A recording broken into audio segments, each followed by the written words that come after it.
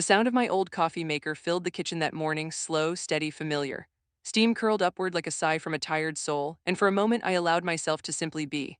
My name is, and for the past 20 years I've lived two very different lives, one the world saw and one I carefully kept hidden beneath layers of modest smiles and quiet nods.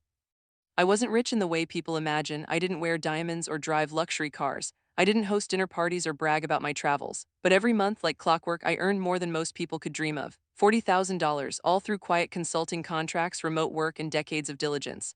My secret was simple. I didn't need anyone to know. I didn't crave validation. I craved peace. Like, subscribe, and share if you believe real power doesn't always need to be shown. Sometimes it's in the silence. For 20 years, I'd let my son and his wife believe I was just an average, aging woman barely scraping by. They saw my small house, my old car, my worn-out sweaters, and they me. "Mom, you really need to move in with us one day," would say, smiling that polite, slightly patronizing smile of his. "You shouldn't live alone in that little place." I'd nod and laugh softly. If only you knew, my son. I had built this quiet life deliberately. There was power in being underestimated, freedom in being invisible. I didn't want to become the family's golden goose or the target of manipulation. I wanted genuine love, not financial convenience disguised as affection. But as the years passed, I noticed something unsettling in my son, a quiet shift in tone, a flicker of something cold behind his words. His wife was sharper, polished, the kind of woman who measured people's worth by the brands they wore and the circles they moved in. Together, they formed this perfect image, a successful couple, always hosting dinners, always surrounded by people who mattered. When called one evening and said, "Mom, we're having a formal dinner this Saturday. Parents will be there, you should come," I hesitated. It wasn't a casual family dinner, it was a display, a theater of wealth and superiority. I almost declined, but something in his tone made me pause. "You'll come, right?" Mom said. "It would look good if the family's complete." Look good. Not feel right, not be together, just look good. I agreed quietly. "Of course, sweetheart, I'll be there." That week, I went about my days as usual, working from my home office, reviewing investment reports, signing contracts worth hundreds of thousands. No one in my neighborhood knew that behind my simple curtains, I was managing portfolios that could fund entire startups. I paid my bills online, cooked my dinners, and watched the sunset from my porch the same way I always had. But something inside me was stirring, a quiet premonition that this dinner would be different. I chose a simple gray dress for the occasion, one I'd owned for years. Comfortable, clean, nothing flashy. I didn't wear jewelry except for my wedding ring, the only thing I'd never taken off since my husband, Daniel, passed away. As I looked in the mirror, I saw a woman who had built her life from the ashes of grief, who had earned every wrinkle, every quiet triumph. That night before I went to bed, I received an email from one of my clients overseas, a new contract proposal worth $500,000. I smiled faintly, closed my laptop, and whispered to myself, "Let them think I'm broke. Let them underestimate me one more time." Because soon, very soon, they would see what real power looks like. Saturday arrived with the soft hum of morning rain.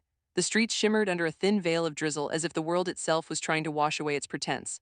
I brewed my coffee, wrapped my scarf around my neck, and looked at the framed photograph on the kitchen wall, Daniel holding baby, both of them smiling in the summer light. I traced their faces with my eyes. What happened to that warmth, my love? When did our boy forget who he was? By afternoon, I was standing outside's grand suburban house, or as like to call it, our villa. The driveway could fit 10 cars, the lawn looked manicured to perfection, and the lights glowed from behind glass walls that made the whole place look like a magazine cover. I took a deep breath and walked up the steps. Before I could ring the bell, the door opened. Stood there, flawless as always, perfectly styled hair, diamond earrings, and that polite, practiced smile that never reached her eyes. "You made it," she said, leaning forward for a half hug that felt colder than rain. "Come in, everyone," in the dining room. The smell of roasted lamb and expensive perfume filled the air. The table was set with crystal glasses and silver cutlery, everything coordinated, everything perfect. There were already 6 people seated: parents, her brother, and his wife, and at the head of the table, looking sharp in his tailored suit, he stood when he saw me. "Mom," he said warmly, though his tone carried a hint of control, not affection. "You look comfortable." I smiled. "Thank you, dear. Comfort is luxury at my age." There was polite laughter from around the table, the kind that fills awkward spaces but doesn't warm them. I took a seat near the end. His mother, Victoria, a woman with pearls around her neck and judgment in her eyes, leaned forward. "So," she began, slicing into her lamb with surgical precision, "tells us you're retired." "Mostly," I said. "I still do some work from home, small things here and there." "Oh, that's sweet," she replied, her voice dripping with condescension. "At least it keeps you busy. I imagine it must be hard managing on, a limited pension." Didn't correct her, he didn't say a word. The air thickened with polite discomfort. I took a sip of my water and smiled softly. "It's not hard," I said calmly. "I have everything I need." chimed in then, her tone overly bright. Mom's always been simple, she's never been into fancy things. We tried to get her to upgrade her car, but she insists that old thing still runs fine. It does, I said, better than some people's hearts. A few heads turned and gave a tight smile. Mom, you always have a way with words. I nodded, that's how I survived raising you. They laughed again, but this time it was nervous. As dinner went on, I noticed how the conversations danced around wealth and status. His brother boasted about his new yacht. Her mother mentioned their ski trips to Switzerland, bragged about his business ventures, half of which I knew were funded through risky loans. Not once did anyone ask me about my life, not once did they speak from the heart. When dessert came, a beautifully plated Victoria leaned in again. You must be very proud of your son, he's done so well for himself. Tells us he helps you out financially, that's so kind of him. The table went quiet. I felt something tighten in my chest. He looked away. Helps me out, I said softly, my tone almost amused. Oh no, I've never asked my son for a cent, in fact. Cut in quickly, laughing. Mom likes to be independent, you know how it is, she's very stubborn about it. I nodded slowly, reading the panic in his eyes. Yes, very stubborn. Victoria smiled in that smug, satisfied way only the entitled can. Well, that's admirable, not everyone can live humbly. Still, I hope you let treat you now and then. It's good for children to feel generous. I folded my napkin gently and placed it on the table. My voice came out calm, but my words carried weight. Oh, he's been generous in ways he doesn't even realize. I've learned a lot watching how he handles the things I've given him. His fork froze midair. There it was, the first ripple in their perfect picture. A small, invisible crack only I could see forming. I smiled faintly and reached for my water again. This is a lovely dinner, I said, truly.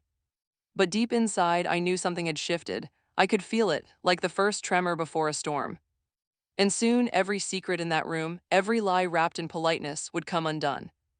The laughter around the table rose again, clinking glasses and polished smiles bouncing off the chandelier's golden glow. But behind it all, I could sense a thin tension, a current that ran beneath the polished silver and the faint sound of the piano playlist humming in the background. Leaned closer to her mother, whispering something, both of them smirking subtly before Victoria spoke up. Dear, she said with that delicate cruelty that wealthy people often mask as charm, you must be so proud of and how far he's come. It must feel like a dream seeing your son in a house like this after all those years of modest living. I smiled politely, folding my hands in my lap. Yes, it's quite something, I said softly. Victoria continued, you raised him alone after your husband passed, didn't you? That must been difficult on a limited income. Laughed awkwardly, running a hand through his hair. Mom managed, she's always been good with stretching a dollar. Chuckled, yes, always says you know how to make things work with very little. That's such a lost art these days. Something inside me shifted, just slightly, like a breath caught in the throat. I smiled, but my fingers pressed into the napkin in my lap until I felt the fabric wrinkle under the pressure. Oh, I've learned to make a little go a long way, I replied calmly. Some lessons you only learn by watching how people treat what they think is small. Blinked, unsure whether to take that as wisdom or warning. She smiled again a little too brightly and turned to her mother. Mom, did I tell you? Surprised me with a trip to Paris next month. Business class tickets, luxury suite, the works. Oh, darling, Victoria gasped, clapping her hands. That's wonderful, you've married a true gentleman. Grinned, basking in the praise. Well, I believe a man should take care of his wife, family comes first. Of course, Victoria agreed. You were raised right. I looked down at my hands, hiding the quiet tremor that had started there. I remembered Daniel, the man who had built a life for us with quiet strength and honest work, the man who had taught the value of humility. If only he could see what our son had become. Then said something that cut through the air like glass. We actually had a little debate about inviting you tonight, she said casually, reaching for her wine glass. Not because we didn't want you here, of course, but well, you know how it is with formal dinners. The guest list needs to feel balanced. Balanced, I repeated, tilting my head. Yes, she said with that sharp little laugh. My parents' friends can be a bit particular. We didn't want anyone to feel uncomfortable. The room went quiet. Even Victoria looked briefly startled by her daughter's bluntness. Cleared his throat, that's not necessary. But she went on, completely oblivious to the dagger she had just plunged into the heart of her own performance. I mean, Mom, you always say presentation matters, right? I just wanted to make sure everything looked perfect. I felt the blood drain from my face, not from shame, but from the slow, simmering realization that this wasn't just ignorance. It was arrogance. I smiled faintly, forcing a softness into my voice that disguised the storm forming inside me. Oh dear, don't worry, I wouldn't dream of making anyone uncomfortable. I've spent my life doing the opposite. Victoria placed a hand over her daughter's. Darling, that's enough. But just giggled, twirling her spoon. I didn't mean it badly. It's just, well, I know how old-fashioned mom's clothes are, you know how people talk. Exhaled sharply, muttering, please. She shrugged, I'm just being honest. And in that moment I realized the truth. The laughter, the compliments, the dinner, it was all a show. I was the backdrop, the old mother who completed their perfect family picture. But the picture wasn't real. It was painted in pride, and pride always cracks when you look too closely. I glanced at my reflection in the wine glass, my simple gray dress, my calm face, my steady eyes, and for the first time I didn't just feel underestimated. I felt erased. I straightened my shoulders and took a slow sip of water. Honesty, I said quietly, that's a dangerous thing when used carelessly. Froze. Tried to change the subject, but I barely heard him. My thoughts had drifted elsewhere, to the folder of investment certificates locked in my home safe, to the bank account that bore only my name, to the quiet fortune I'd built in silence while they played dress up in wealth. They thought I was powerless. They thought I was the one who didn't belong. But soon, they would learn who had been holding the strings all along. By the time dessert plates were cleared and coffee was served, the air had changed. The polished surface of family civility had begun to crack, revealing something raw beneath. His laughter echoed a little too loudly, her voice sharper, her words laced with a careless kind of cruelty that only the entitled manage so effortlessly. Kept smiling, but it was the tight, forced smile of a man trying to keep peace where none existed. His eyes flickered to me every so often, silently begging me to let things slide. But I'd been silent for too long. The waiter refilled my cup and I took a slow sip. The coffee was rich and dark, a flavor that demanded honesty. I looked around the table at the glittering people who thought kindness was a weakness and wealth was proof of virtue. So, said Victoria suddenly, her pearl necklace catching the light, do you have any plans for retirement? Maybe move closer to, and I'm sure they could take care of you. Snorted softly, oh, I don't think Mom would want to live with us. Our place might be a little too modern for her taste. I smiled faintly, you're right, I'm quite comfortable where I am. Still, Victoria continued undeterred, it must be hard managing bills and groceries on a fixed income these days. We just upgraded our gardener's salary, can you imagine? $50 an hour just for trimming hedges. Laughed a little too quickly. Mom's used to living simply, right, Mom? I set my cup down gently, the sound of porcelain against porcelain cutting through the room's chatter. I'm used to living wisely, I said, meeting his eyes. A quiet tension settled, looked down, exchanged a glance with her mother, the kind of glance that carried silent judgment. Then spoke, her voice honeyed but cruel. Mom, you should let help you more. I know it must be hard sometimes, pretending everything's fine. You don't have to be proud, you know, we don't mind supporting you.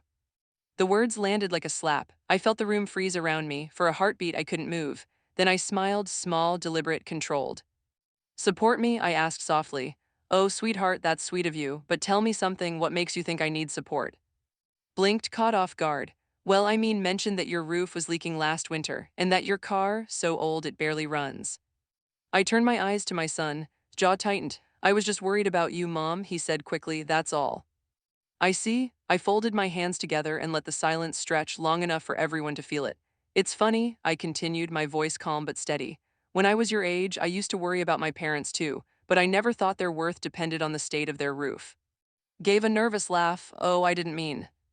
It's all right, I interrupted gently. People often confuse value with appearance. It's a common mistake. Victoria cleared her throat. I'm sure didn't mean anything by it. We just worry about you, your family. Family, I repeated, tasting the word like something I hadn't heard in a while. That's a beautiful word, though sometimes people forget what it really means. The silence deepened again. Even the clinking of forks had stopped. Across the tables, expression had shifted not to remorse but to irritation. Mom, he said quietly, you're making things awkward. I met his gaze and saw, for the first time, not the little boy who used to bring me wildflowers, but a man who had learned to perform love when people were watching. Am I asked, or am I just not pretending anymore? No one answered. The room felt smaller, heavier, shifted uncomfortably, reaching for her wine glass like a shield. Sighed, rubbing his temples, can we please just enjoy the evening? I nodded, of course, dear, enjoyment, that's important. I leaned back in my chair, my tone soft but deliberate. Tell me, how's your company doing these days? The one you started with those business partners of yours, what were their names again? He froze for a fraction of a second, just long enough for me to notice. It's fine, he said shortly. We've had some slow quarters, but things are stable. I nodded, my eyes steady on his. That's good, stability is everything, especially when people depend on you. The words lingered, heavy and unspoken. Looked at, sensing something beneath the surface. Slow quarters, she asked, her voice high and tight. Shot me a look, sharp, warning. I smiled faintly and reached for my coffee again. Oh, I'm sure he's just being modest. Your husband's very good at making things look successful. His eyes flashed. Mom, he hissed, just loud enough for me to hear. I held his gaze and said softly, Relax, dear, I'm just being honest. The exact words had used earlier turned gently back at her.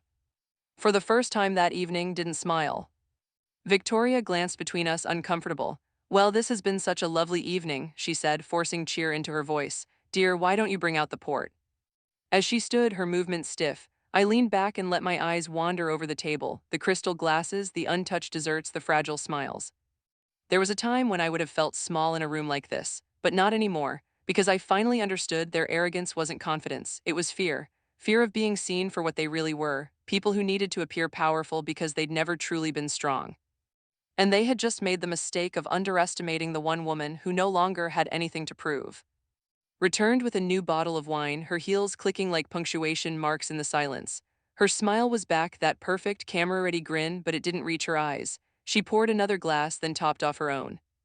Mom, she said brightly, you really should let us take you shopping sometime. I've been telling we should surprise you with something nice, maybe a new handbag or a dress for special occasions. You'd look so elegant if you dressed up a little.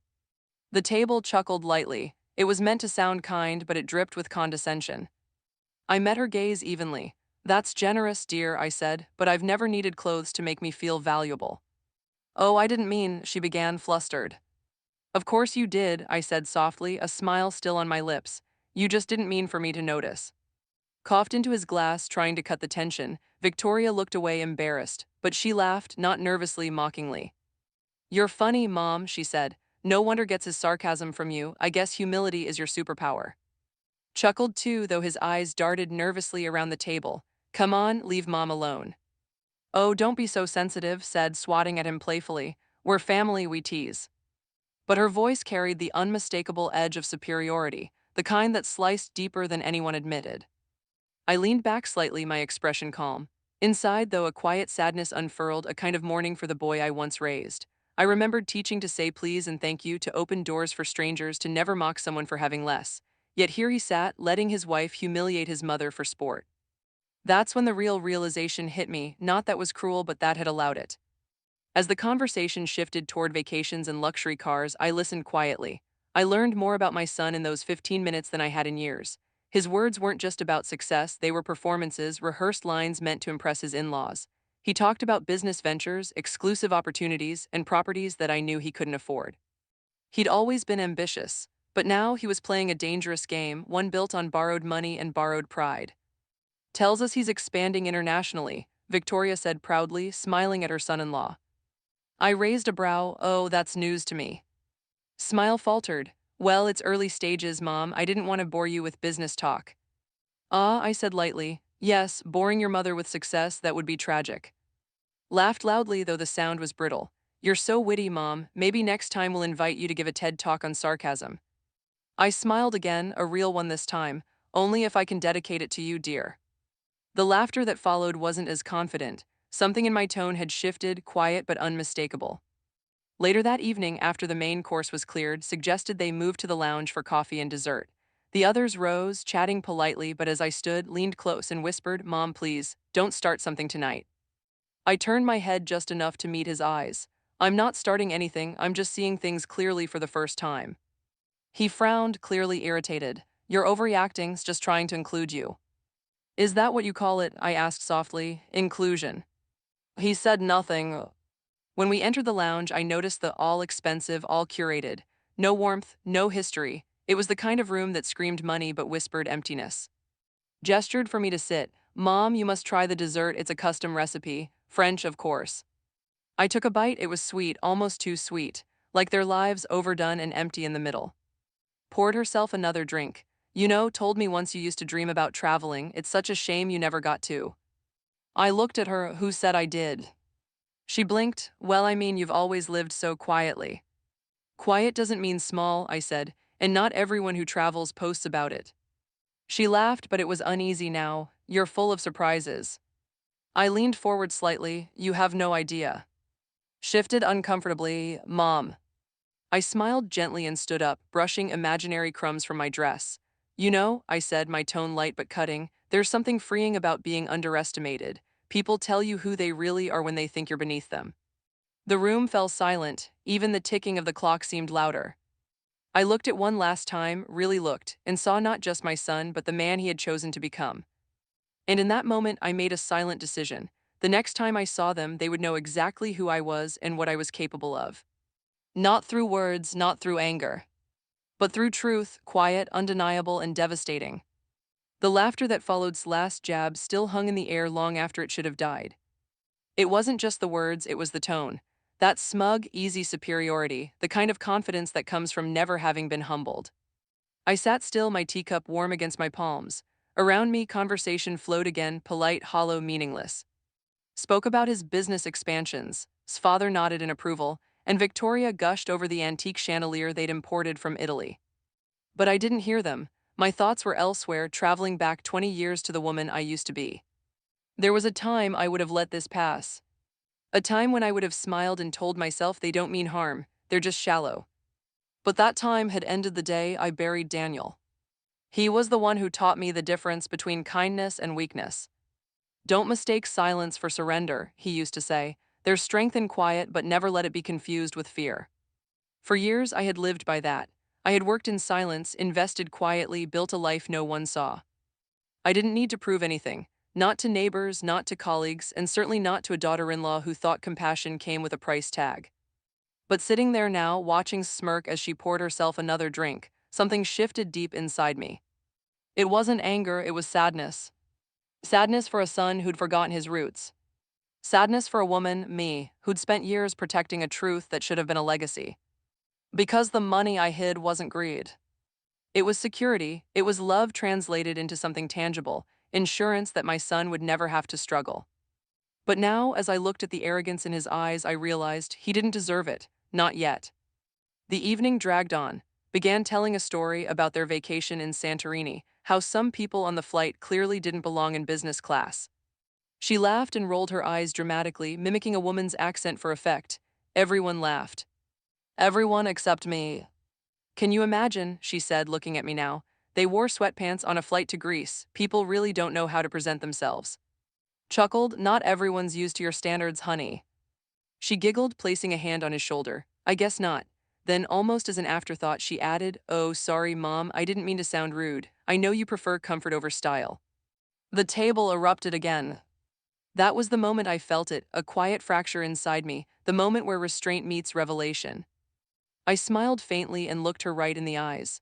Don't apologize, dear, you're absolutely right, I do prefer comfort, especially the kind that money can't buy. Her smile faltered for half a second before she looked away. But I didn't stop there. Oh, but don't worry, I continued, voice calm. You won't have to worry about sitting next to anyone in sweatpants. You'll never have to fly business class with me. Victoria chuckled awkwardly. Oh, you're too funny. I wasn't joking, I said softly. The room froze again, a small pause, almost imperceptible, but I saw his jaw tighten. He recognized that tone. It was the same tone I'd used when he was little, the one that meant I wasn't angry yet, but the storm was coming. After dessert, excused herself to take a phone call. I could hear her voice drifting from the hallway, sharp and shallow. She's sweet but so out of place. I told she'd embarrass us, but he insisted. Maybe next time we'll just tell her the dinner was canceled. The words slipped through the doorway like poison. I sat still, pretending not to hear, but inside me everything hardened. That was the moment my sadness burned away, replaced by a clarity that felt like fire. I rose quietly and walked toward the window. The reflection staring back at me wasn't the quiet, simple mother they thought they knew. It was a woman who had been underestimated one time too many. I turned toward who was pretending not to notice. Your wife is right, I said quietly. He looked up. About what? That I don't belong here. I gave a small smile. Not in this kind of room where people mistake cruelty for charm. He frowned. Mom, don't start. Oh, I'm not starting, I interrupted softly. I'm just finishing something I should have ended years ago. He stared at me, confused, but I didn't explain. Not yet. Because I knew the next move had to be perfect. Not loud, not vengeful, just final. They had made me invisible. Now I would make myself unforgettable. The next words out of his mouth would change everything. She returned from her phone call, wine glass in hand, smiling with that self-satisfied glow of someone who just said something cruel and gotten away with it. Her heels clicked softly on the marble floor as she crossed back into the lounge, her perfume trailing behind her like a warning. Sorry, she said with a laugh, brushing a strand of hair behind her ear. That was my friend. She wanted to hear how our dinner was going. I told her it was entertaining. Her eyes darted toward me when she said it. The room tittered again, Victoria's nervous giggle, her husband's awkward throat clearings, forced half-smile. But underneath it all was something else, a thin, uncomfortable tension. They all knew was crossing a line, but no one dared to stop her. And he just sat there, swirling his wine, pretending it was easier to stay quiet. Entertaining, I repeated softly, setting my cup down. What's so entertaining, dear? She smiled, wide and false. Oh, nothing serious, Mom. You just have this old-fashioned charm. I was telling you remind me of those mothers in old movies, you know, the ones who still believe hard work can change your life. Victoria laughed nervously. No, really, she continued, her tone playful but edged with venom. It's kind of sweet. You're so humble. You don't care about appearances or money or luxury. You're just happy with simplicity. I stared at her for a long moment, the kind of silence that draws every eye without a single raised voice. Sweet, I said finally, that's one word for it. She blinked, unsure whether to feel complimented or mocked. Tell me, I continued, leaning back, what do you think humility really means? She tilted her head. It means not showing off, I guess, being content with what you have. Ah, I nodded. And what if what you have is what others think you do? Would you still be humble then? Her lips curved in a smirk. Well, I guess if you had more, you wouldn't hide it, would you? I smiled faintly, wouldn't I? The air thickened. For a second, no one spoke. Shrugged, breaking the silence. Anyway, it's not a bad thing, Mom. People like you keep the rest of us grounded. You remind us that not everyone is chasing success. Flinched, even he could feel it now, the sting beneath her sugar. I looked at him, and what are you chasing? He blinked, what do you mean? Success, I said calmly. Approval, appearances, you work so hard for them, but tell me, when was the last time you worked for peace? He hesitated. Mom, this isn't the time. Oh, I think it's exactly the time, I said quietly. You've built your life trying to impress people who wouldn't visit you if your fortune disappeared, and somewhere along the way you forgot the difference between pride and dignity. Laughed, but it came out brittle. Okay, now this is getting a little dramatic. I turned to her. You called me entertaining, didn't you? Well, let me tell you a story. It might be the most entertaining thing you hear all evening. Victoria's eyes widened. Really, there's no need. Oh, but there is, I said, my voice as smooth as glass. See, humility isn't about lack, it's about choice. I could have chosen to live differently. I could have chosen the designer clothes, the luxury homes, the cars that announce themselves before you even arrive. But I didn't, because I learned long ago that real power doesn't shout, it simply exists. Blinked, I don't understand. I smiled, slow and deliberate. No, dear, you wouldn't. I reached for my bag, pulled out my phone, and opened my email app. Then, with practiced ease, I tapped a message and turned the screen toward. His eyes widened as he read it, a recent deposit confirmation, $40,000 monthly retainer. Frowned, what's that? His mouth opened, then closed again. Mom, what is this? Just my paycheck, I said lightly. From one of my clients, I consult for international firms. I've done it for 20 years, quietly. The silence that fell was absolute. Victoria's hand froze midair, her wine glass trembling slightly. His mouth hung open, then she laughed awkwardly, like she thought it was a joke. Wait, she said, her voice high and disbelieving. You're joking, right? I leaned back, smiling softly. Why would I joke about work? You said yourself I should let people know what I have. Isn't that what people with nothing to hide do? His face flushed. He looked angry, but not because of my secret, because of his pride. Because the woman the one he'd dismissed as poor and old-fashioned, had just upended the hierarchy he'd built his life around. You've been making that kind of money for years, he stammered. Yes, I said, and saving most of it, I invested wisely. I own several properties, a few businesses, and you know what's funny? I smiled, tilting my head. Every person who underestimated me taught me something about themselves, especially tonight. His face turned pale, the fake smile gone completely now. Why didn't you tell us? Because I wanted to see who loved me for me, I said quietly, and tonight I got my answer. The room was silent, heavy with the kind of truth that can't be taken back. I stood up slowly, picking up my coat from the back of the chair. Thank you for dinner, it really was enlightening. Rose halfway, Mom, wait. I looked at him, my eyes soft but firm. No, you wait. You've spent years chasing respect from strangers while losing it from the one person who always believed in you. I walked to the door, pausing just long enough to look back once. Enjoy your Paris trip. It'll be the last one you take on my dime. And with that, I left them in their gleaming, hollow house, a place full of noise but utterly empty of truth. When I stepped out into the cold night air, the drizzle had turned to rain, sharp, cleansing, relentless. I didn't run. I didn't even open my umbrella. I just walked. Each drop that struck my skin felt like punctuation to the words I hadn't spoken yet. Behind me, through the great glass windows, I could still see them, frozen around that perfect dining table, the lights too bright, the smiles too still. It would take them a few minutes to recover, to start whispering, to start realizing what I had truly said. But it didn't matter, the storm had already begun. The next morning, my phone buzzed with messages, first from then. Mom, we need to talk. What was that last night? "Oh, I think there's been a misunderstanding. Please call me." I didn't reply. Instead, I brewed my coffee, sat by the window, and watched the rainwater pool across the street. It had been a long time since I'd felt this light, not happy exactly, but free. For 20 years, I'd hidden behind humility, thinking silence protected me. I thought if I kept my wealth a secret, I could protect my family from greed, from arrogance, from the world. But all I had done was teach them how to pretend humility while worshiping pride.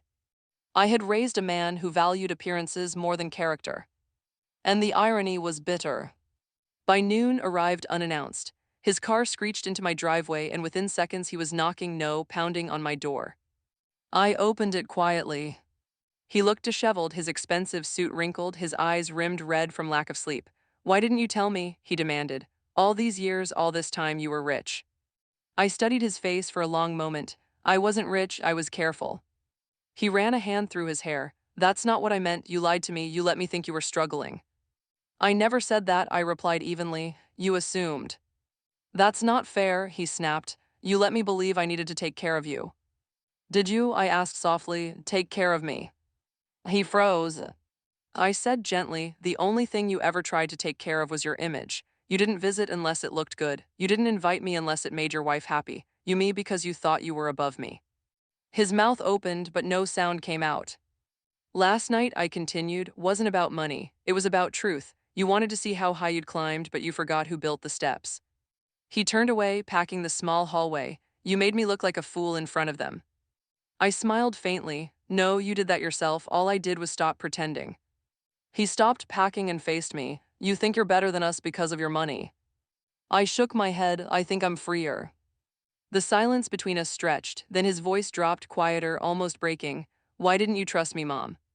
I looked at him, really looked, and for the first time I saw not the boy I'd raised, but the man who'd forgotten where he came from. Because trust is earned, and somewhere along the way you stopped earning it. That afternoon, the phone rang again. This time, I let it go to voicemail. A few minutes later, another message buzzed in. "I didn't mean what I said last night. We were just joking. You have to understand people like us, we make conversation like that all the time." I didn't know. I stopped listening there, the words didn't matter. They were apologies shaped like excuses, hollow, polite, meaningless. But something about people like us stuck with me. People like us. That was the line, the boundary she believed separated me from her. But soon, she'd learned that she'd been standing on ground I owned all along. Later that week, I made a call not to, but to my accountant. "Transfer the holdings," I said. "All the rental properties, move them into a new trust." "Under what name?" he asked. "Mine," I said, "just mine." I had spent years setting up my portfolio carefully, small businesses, rentals, investments across different cities.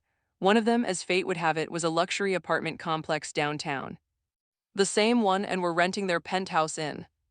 That night I sat in my kitchen, lit only by the soft glow of the stove light, and wrote a letter. Not a bitter one, not revenge, not guilt, not anger, just truth.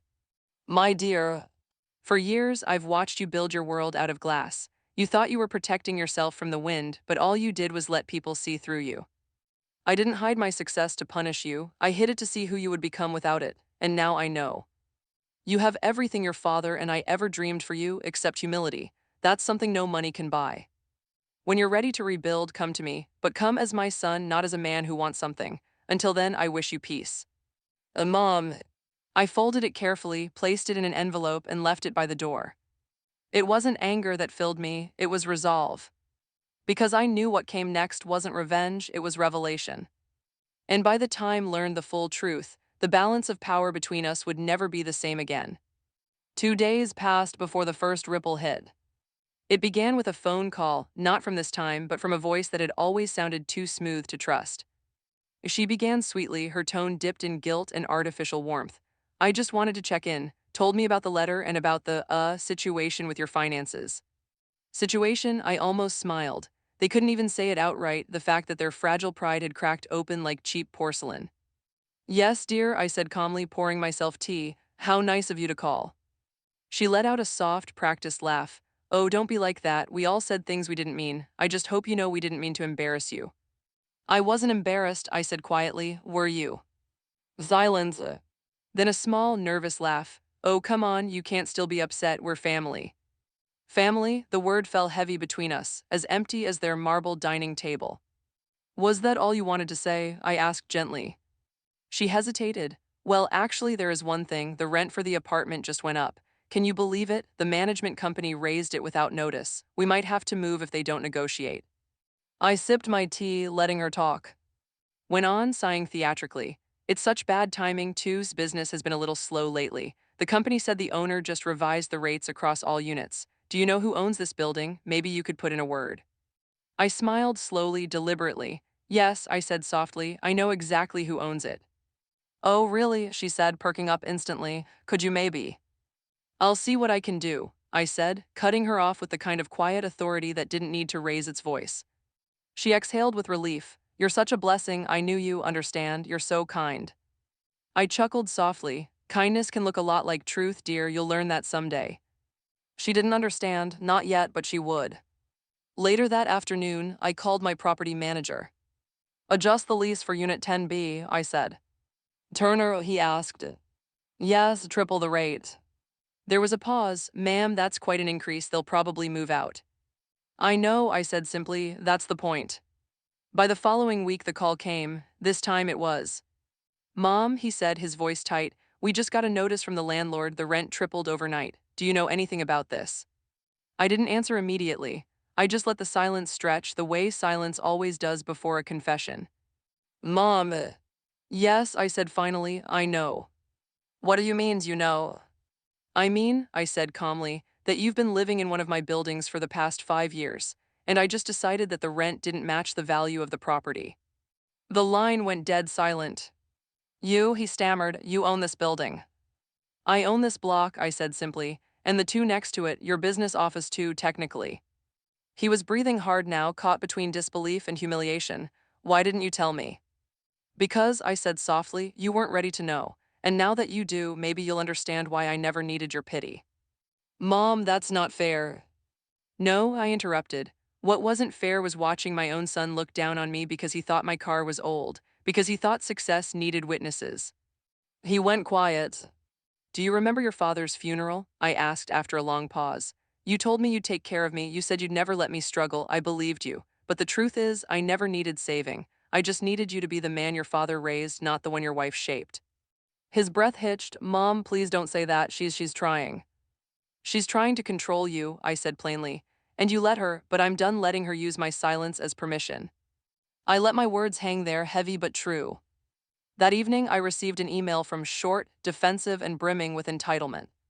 What? This whole rent thing has gone too far. We've always treated you with respect and this feels vindictive. You're being emotional about something that should be handled rationally. If you don't fix this, we'll move. I smiled at the screen and typed only 2 words in reply. Good luck. Days turned to weeks. True to her word, moved out, dragging into a smaller, cheaper apartment across town. Their social circle shrank overnight. The friends who once filled their dinners stopped calling. And me, I felt lighter. It wasn't revenge, it was restoration, balance. For the first time, the scales felt right again. I wasn't their burden anymore.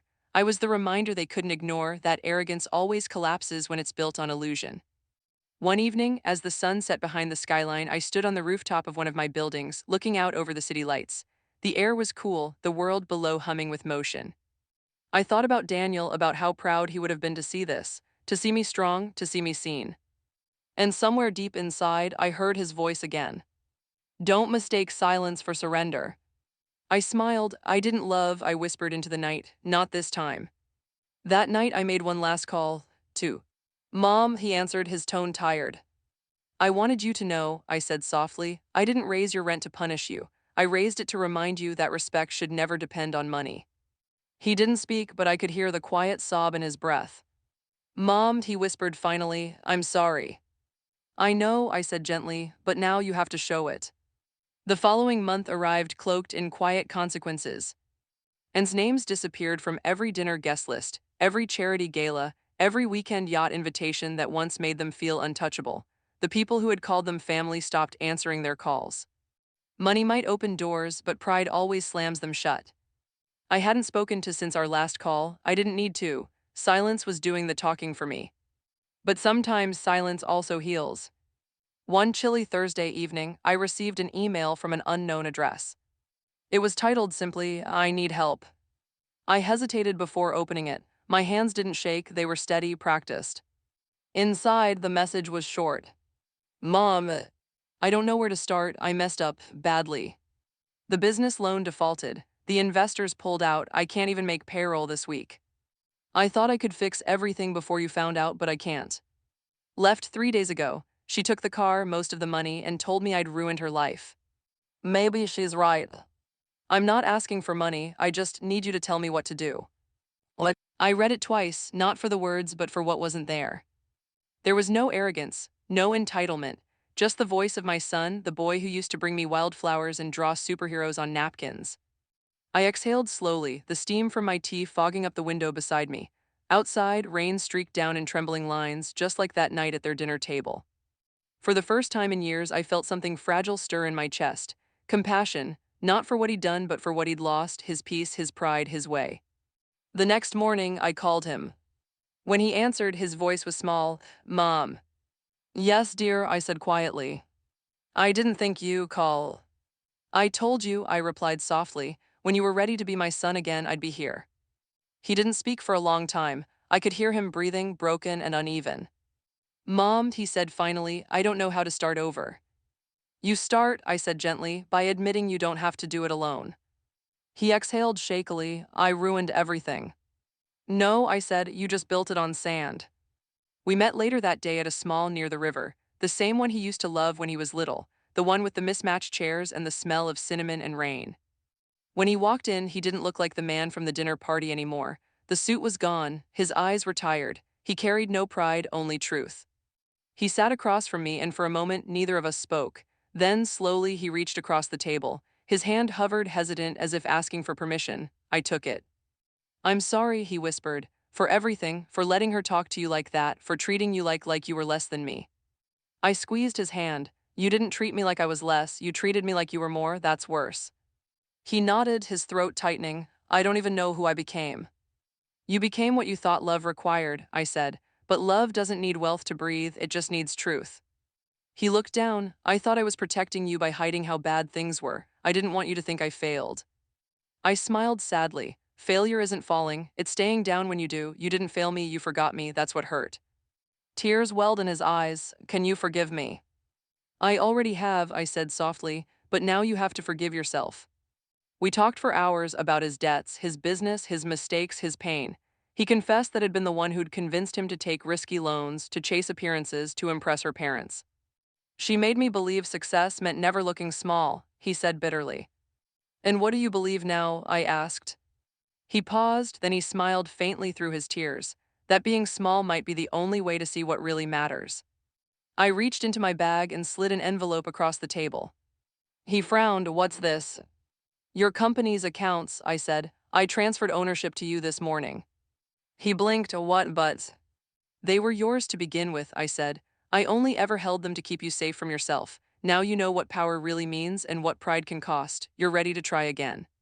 He stared at me, speechless. Why would you do that after everything? I smiled gently. Because I'm your mother, and sometimes love means letting people lose everything before they learn what it's worth. When we left, the rain had stopped. The air smelled clean, washed, renewed. He walked me to my car just like he used to when he was 16, before life got too loud and love got too complicated.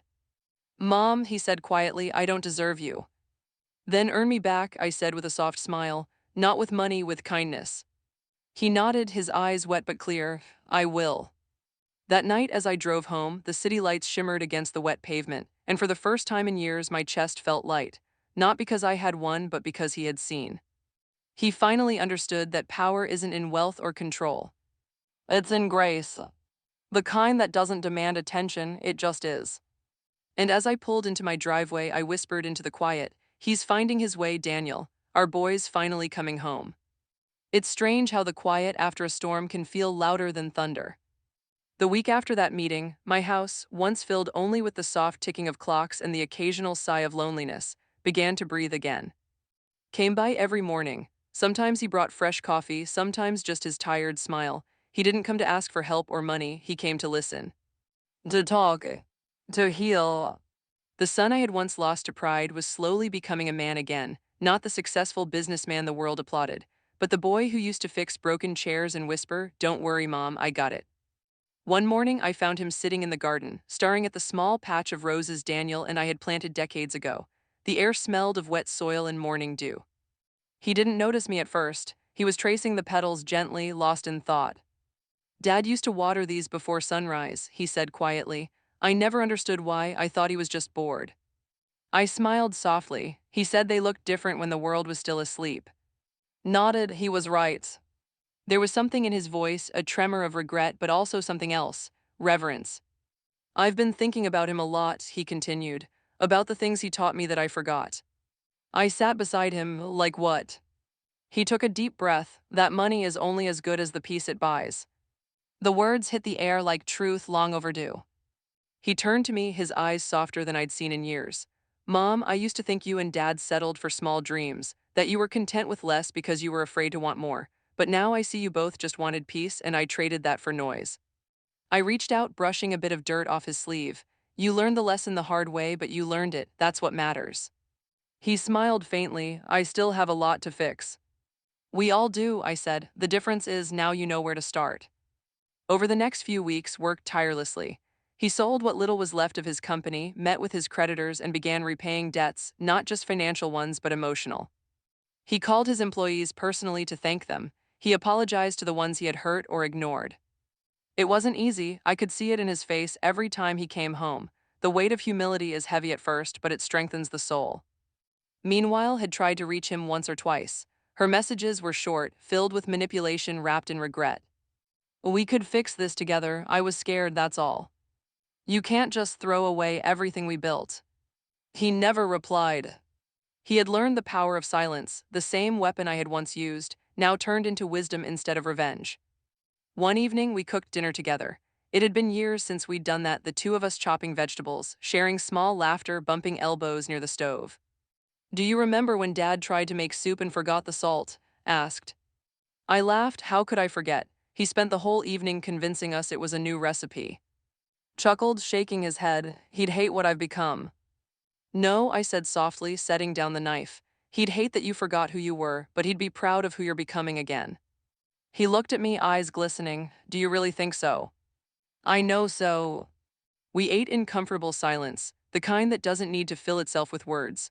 Outside, rain tapped gently against the windows again, just like it had that first night after the dinner party. But this time, it didn't feel cold. It felt like renewal. Later that night, stayed a little longer than usual. He was quiet, staring into his tea as if the steam carried memories. "Mom," he said suddenly, "do you ever wish you hadn't hidden your money all those years?" I thought for a moment. "Sometimes, but not for me, for you." He frowned. "For me?" "Yes, maybe if I'd told you earlier, you wouldn't have confused wealth with worth." He shook his head. "No, Mom, if you told me earlier, I never would learned what humility costs. You taught me more by hiding it than by giving it."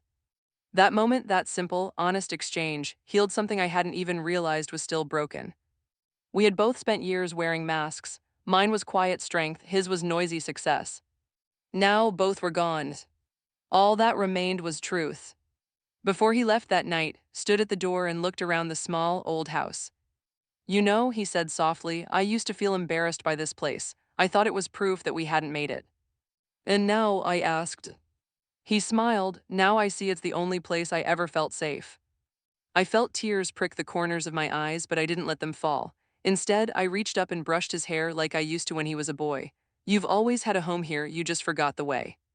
After he left, I stood in the doorway long after the car lights disappeared. The night was quiet, save for the soft whisper of wind through the trees. I thought about how far we'd come from shame to truth, from distance to understanding. The pain hadn't vanished, but it had changed shape. It no longer hurt, it taught.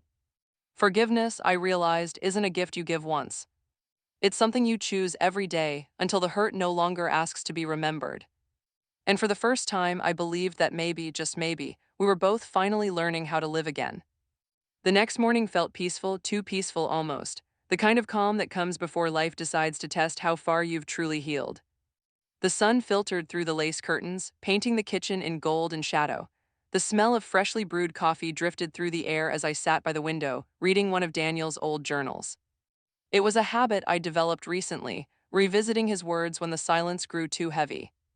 He had written once, "Forgiveness is not weakness. It's remembering without letting pain decide who you become." I was still holding the journal when the mailman arrived.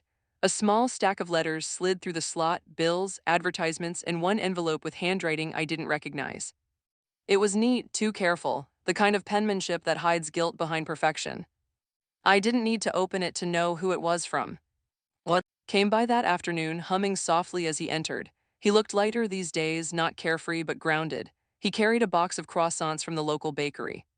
"For my favorite coffee partner," he said with a small grin. "Flattery before breakfast," I teased, "you're learning." He chuckled, setting the box on the table. That's when he saw the letter. "What's that?" he asked. I hesitated, sliding it toward him. "It's for you from her." His smile faded instantly, the air shifted. He didn't touch it right away. He just stared at the name on the envelope, Turner, written in looping ink, as if the neatness could erase what had been broken. Finally, he opened it. "What?" "I don't expect you to forgive me. I just need you to understand why I did what I did. When you lost the investors, I panicked. I was scared. Everything I'd built my identity on was slipping away, the parties, the house, the life I thought I deserved. You started talking about downsizing and simplifying, and I couldn't handle it. I didn't marry you to start over. I married you because you were strong, because you had control. And when I saw you losing that control, I lashed out. I made you feel small because I was terrified of being smaller. I'm sorry. I know sorry doesn't fix it, but it's all I have left. I hope you're okay." What? He read it in silence. His hands didn't shake this time. He wasn't angry, just tired. When he finished, he placed the letter down and leaned back, staring at the ceiling as if the answers were written there. "She didn't write that for forgiveness," he said finally. "She wrote it so she could forgive herself." I nodded slowly. "Do you want to respond?" He shook his head. "No, I don't owe her closure. I already gave her enough." There was strength in his tone, not bitterness, just finality. We sat quietly for a while, sipping coffee. Outside, the wind rustled through the garden, carrying the scent of damp soil and roses. "Do you hate her?" I asked. He thought for a long moment. "I did, but hate's heavy, Mom. It doesn't hurt her, it hurts me." He looked at the letter again, then folded it carefully and set it aside. "She taught me something, though." "What's that?" "That love without respect is just control in disguise." I smiled faintly. "You sound like your father." Laughed softly. "You always say that when I say something smart." "Because it's true." Later that evening, I found him outside again, this time fixing the fence near the rose garden. His sleeves were rolled up, his hands covered in dirt and sweat. I watched him for a moment before stepping outside. "You don't have to do that today." He shrugged. "It feels good to build something again, even if it's small." I leaned against the doorway, smiling. "Your father used to say the same thing every time he repaired something that wasn't broken." Smiled faintly. "Maybe I get that from him." "No," I said softly. "You get it from you, you just forgot for a while." He paused, hammer midair, and looked at me with eyes that glistened in the fading light. "You really think I can fix this? My life, I mean." I nodded. "Not fix, rebuild from the ground up, with the right foundation this time." That night after he left, I went to my room and took out Daniel's journal again. I turned to a page I hadn't read before. "If ever loses his way, don't rush to guide him. Let him wander long enough to miss the light. Only then will he learn that home was never lost, only forgotten." I closed the book slowly, tears slipping down my cheeks, not of sadness, but of understanding. Daniel had always known. He had seen the future written in the spaces between our mistakes. Hadn't needed saving. He had needed time to remember who he was. 2 days later, I visited his apartment, the smaller one he'd rented after moving out. It wasn't fancy. The furniture was mismatched, the kitchen small, but it felt real. There were books stacked on the coffee table, a pot of soup simmering on the stove, and music playing softly in the background. It didn't smell like performance anymore. It smelled like life. He looked up as I entered and smiled. Welcome to the new castle. I laughed. It's perfect. He gestured toward the table where 2 plates were already set. Dinner's ready. Don't worry, I didn't forget the salt. We both laughed until our stomachs hurt. For the first time in years, it wasn't forced, it was pure. After dinner, as we washed the dishes side by side, I glanced at him. You know, I said, I never thought I'd see this version of you again. He smiled. Maybe I never left, I just got lost in the noise. Then keep the volume down this time, I said gently. He nodded. I will, Mom. When I got home that night, I realized something. Forgiveness isn't just about letting others go, it's about freeing yourself from the weight of who they used to be. And as I stood by the window watching the moonlight spill across the garden, I whispered into the night, We're healing, Daniel, all of us. It was a Friday morning when the past came knocking again, not gently, but with the heavy hand of unfinished business. Arrived earlier than usual, his face pale, eyes wide. He held an envelope in his hand, thick, cream-colored, official. I recognized the seal immediately. Daniel's lawyer. For a moment, I couldn't breathe. That seal hadn't appeared since the reading of the will 20 years ago. I wiped my hands on my apron and forced a calm tone. Come in, dear.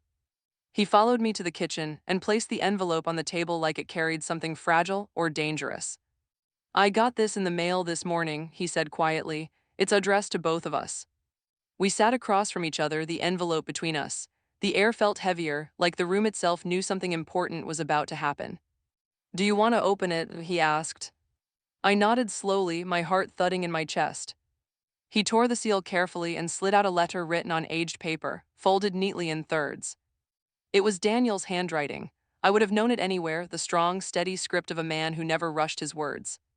Unfolded it, his fingers trembling, and began to read aloud. My dearest, and if you're reading this, it means my final instructions have reached you as intended, not at the time of my passing, but at a time when the truth will finally serve its purpose. My love, I know you've always believed in quiet strength. You chose humility when the world tried to measure worth in noise. I supported that choice even when others didn't understand it, because power in your hands was never about control, it was about grace. My son, you were still young when I wrote this, but I knew someday you faced the same temptation every man does to confuse success with significance, to believe that money makes you bigger and humility makes you small. If you're reading this now, I hope you've lived enough to understand which one lasts longer. I left something for both of you, not in money, not in property, but in memory. Enclosed, you'll find a key. It belongs to a small cabin near the northern lake. That's where your mother and I spent our first years of marriage. It's where we dreamed of the life we built. Go there together. There's something waiting for you both, something I couldn't tell you until you were ready to see it. With all my love, Daniel Brooks. Stopped reading. The room was silent except for the faint hum of the refrigerator. He turned the envelope upside down, and a small brass key fell onto the table. For a moment, we both just stared at it, the way you stare at a door you're not sure you're ready to open. The northern lake, I whispered. We haven't been there in decades. Nodded slowly. Do you know what he's talking about? Something he couldn't tell us. I shook my head. Your father never kept secrets, at least not the kind that hurt, but maybe this one was meant to heal. He looked down at the key, its metal glinting in the morning light. We should go. I hesitated. The thought of revisiting that cabin filled me with both warmth and dread. That place wasn't just a memory, it was a beginning, and beginnings always carry ghosts. All right, I said finally, we'll go tomorrow. That night I couldn't sleep. I kept seeing Daniel's handwriting in my mind, every letter carved with love but lined with mystery. I remembered our early days at the cabin, the smell of pine and rain-soaked earth, the creak of the old floorboards, the laughter that echoed off the lake when was a baby and Daniel chased him through the tall grass. We didn't have much back then, a small boat, a leaky roof, and dreams that felt bigger than the sky, but we had joy, and somehow that had been enough. Lying there, I realized how much of our life I'd spent protecting memories instead of reliving them. Maybe this was Daniel's way of asking me to stop guarding the past like a museum and start living in it again. The next morning pulled up just after sunrise. He looked like a boy again, excited, nervous, hopeful. We packed sandwiches, a thermos of coffee, and a blanket, then drove north for 3 hours, the road twisting through fields and forests. Neither of us spoke much. The silence wasn't heavy, it was sacred. When we reached the cabin, time seemed to hold its breath. It looked almost exactly the same. The wooden walls were faded, the porch sagged slightly, and ivy crept up one side, but it was still standing just like us. Exhaled softly, I can't believe this place still exists. I smiled. Your father built it with his own hands. He'd never let time win that easily. We walked up the path together, the key cold in his palm. When he turned it in the lock, it clicked with a sound that felt like history waking up. Inside, the air smelled faintly of cedar and dust. The furniture was still there, the old rocking chair, the narrow bed, the table where Daniel and I used to eat by candlelight. On that table sat a single wooden box. Our names were carved on top, and I exchanged a glance, then he opened it. Inside was a stack of envelopes tied with twine, each labeled carefully. For, for, for when you're together. I felt my breath catch in my throat. He planned this. Nodded, he knew we'd come here someday. I opened my envelope first. Inside was a letter in Daniel's handwriting. What? If you're reading this, it means you've carried the weight of wisdom long enough. You spent your life teaching through silence, through action, and that was your greatest strength. But I need you to know this, you don't have to carry everything alone anymore. Let's see the woman behind the strength. Let him know you still feel, still hope, still dream. He won't learn love from your strength, he'll learn it from your tenderness. You are my peace, don't let grief or pride take that from you. Duh. My hands trembled as I finished reading. For years, I'd kept my pain behind calm smiles and wise words, as if being strong meant never breaking. But Daniel had always seen right through that. I wiped a tear and looked at. He was holding his letter unread, eyes glistening. Do you want to read it now? I asked softly. He nodded and unfolded the paper. What? By now, you've lived enough to know the world rewards loudness, but the heart rewards quiet truth. If you ever lose yourself chasing approval, remember this, you were never meant to impress anyone. You were meant to protect what's real. When I left this world, I didn't want to leave just money or property. I wanted to leave you the one thing the world forgets to teach. Humility is not poverty, it's power under control. Make your mother proud not by building an empire, but by building a home worth returning to. Dad folded the letter slowly, his jaw trembling. He knew everything, even the mistakes I hadn't made yet. I reached across the table and took his hand. He always did. Then picked up the third envelope for when you're together. We looked at each other, neither of us spoke. Then, carefully, he broke the seal. Inside was a single sentence, handwritten in Daniel's familiar ink. If you're both here, it means love has survived pride, and that was always the real inheritance. The silence that followed wasn't empty. It was full of memory, of forgiveness, of the quiet beauty that comes when wounds stop asking for attention. We sat there for a long time, holding each other's hands, the letters spread out before us like proof that love doesn't die, it just waits. Outside, the lake shimmered under the afternoon sun, and for the first time in years, I felt Daniel's presence not as absence, but as peace. The drive back from the cabin felt different than the drive there. When we had left home that morning, the air between and me had carried the weight of unfinished history. But now it was lighter, softer, threaded with quiet understanding. The road stretched endlessly through pine forests and golden meadows, sunlight flickering through the trees like memories surfacing and fading. Neither of us spoke for almost an hour. We didn't need to. Sometimes, words only interrupt what the heart already knows. It wasn't until the city skyline appeared in the distance that finally broke the silence. Mom, he said, his voice calm but uncertain, I think I know what I want to do next. I turned to him. His eyes weren't the eyes of the man who'd lost everything. They were the eyes of a son who had finally found direction. He gripped the steering wheel. Dad's letter, it hit me harder than I expected. Power under control, that's what he wrote. I've been thinking about what that really means. I smiled faintly, and what do you think it means? He exhaled slowly. It's not about money, it's not about titles, it's about what you build when no one's watching, the kind of power that doesn't need to announce itself. He glanced at me briefly. I've decided I'm not going back into finance. That surprised me, you're not. He shook his head. No, I thought success meant climbing the tallest ladder, but maybe it means building one that helps others climb too. I felt my chest tighten, not from sadness but from pride. What are you going to do? I want to start something that actually matters. A program for young adults who made mistakes, financial, personal, whatever, people who need a second chance. Dad always believed in redemption. Maybe it's time I do too. For a moment, I couldn't speak. The only sound was the hum of the tires against the asphalt. My son, the man who once demanded my paycheck, who measured life by status, now wanted to rebuild others. Daniel would have been proud. A week later, called me again. Mom, I found something. There was an urgency in his voice I hadn't heard before, not panic, but revelation. What is it? I asked. Something Dad left behind, or maybe something he wanted us to find later. He explained that he had gone to the old storage unit Daniel had rented decades ago. We had kept it for sentimental reasons, but never really gone through it. Come by tomorrow, he said. You need to see this. The next morning, I arrived to find the storage unit door open.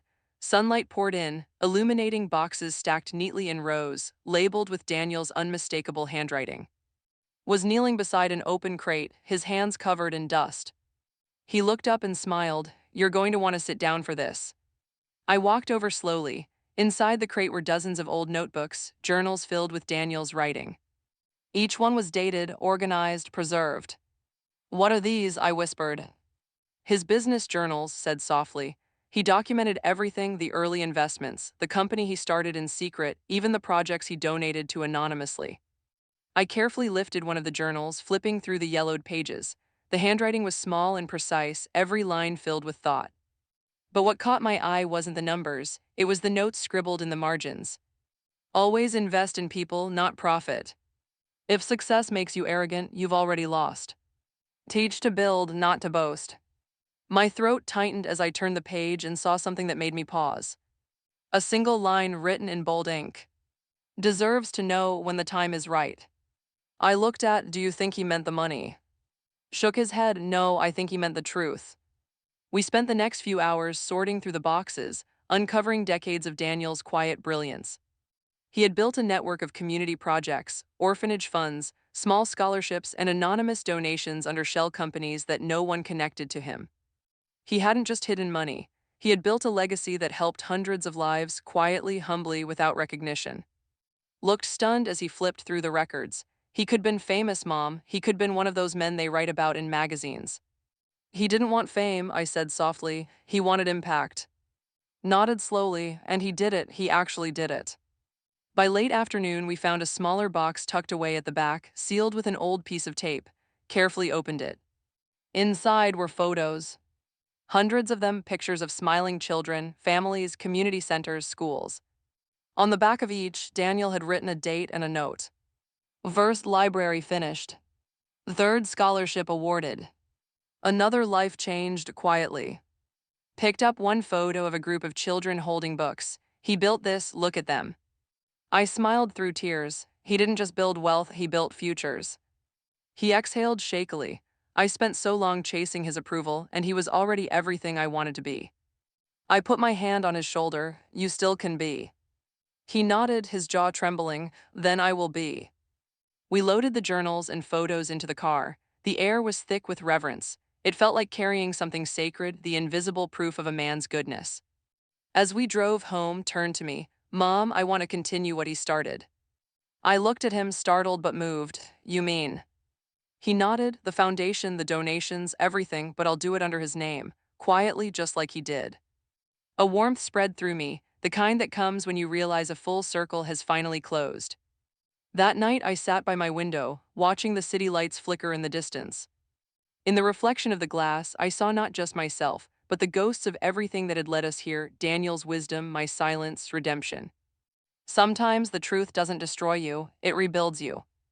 And Daniel's secret, his quiet empire of kindness, was the kind of truth that made all the pain worth it. I whispered into the night, we found it, Daniel, we found what you left behind.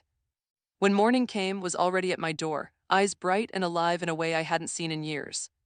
He carried one of Daniel's old journals under his arm, the one with the line we'd both memorized. Always invest in people, not profit. Mom, he said breathlessly, stepping inside before I could even greet him, I've made a decision. I smiled faintly, I can tell.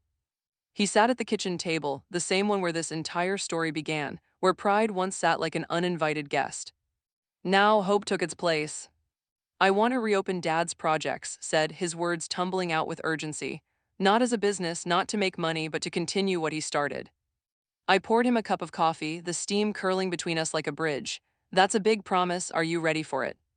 He nodded, firm but humble. I have to be. I spent half my life chasing the kind of power that vanishes when people stop clapping. I want to build something that keeps standing even when no one's watching. His tone carried conviction, quiet, grounded, the way Daniel used to sound when speaking from his heart. Over the next few days, buried himself in work. Not in the way he used to, not in the frantic, ego-driven rush of deadlines and deals, but in patient, deliberate effort. He met with old contacts from his business days, explaining his plan to launch a foundation named the Brooks Initiative. Its goal was simple yet profound: to give second chances to those who'd fallen just as life had once given him one. He wanted to fund small startups led by single parents, former convicts, struggling students, people the system had labeled as too late. He wanted to give them beginnings. One evening, as he sat surrounded by Daniel's journals and blueprints, I watched him from the doorway. His sleeves were rolled up, his eyes focused. For the first time, he wasn't chasing wealth, he was chasing meaning. "You remind me of him," I said softly. Looked up surprised. "Dad." I nodded. "That look on your face. It's the same one he had when he built this house, determination without arrogance." He smiled, a little embarrassed. "I just hope I can live up to him." "You already have," I said, "you just didn't know it." But as his vision took shape, so did the challenges. When tried to secure a location for the foundation office, he ran into resistance. Some of his old colleagues, the same men who once praised him, now laughed at his idea. "Charity doesn't build legacy," one of them said, "it empties pockets." Another smirked. "You had everything, why waste your time saving people who won't save you back?" I could see how those words stung, though he didn't show it. That night he sat quietly at my dining table, his jaw tight. "They don't understand," he said finally. "They think helping others means losing." I reached across the table and placed my hand over his. "Then prove them wrong the way your father did." He met my eyes and nodded. "I will." The next week he called a small press meeting. Nothing grand, no podium, no red carpet, no fancy suit. Just in a modest office space with plain white walls and a wooden table. When the reporters asked why he had abandoned his corporate empire, he answered simply, "Because my father taught me that power without purpose is poverty in disguise. I lost everything I thought mattered, and that's when I discovered what really does."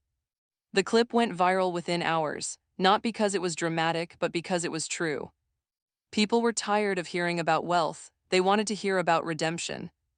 Donations started trickling in, then flowing, then flooding. Within 2 months, the Brooks Initiative had funded over 30 community programs, from job training centers to student housing projects. His name, once whispered in boardrooms with either envy or pity, became a symbol of something new: integrity reborn. One evening he came to visit, exhaustion written all over his face but his eyes glowing with purpose. "I think I finally understand, Dad," he said, collapsing into a chair.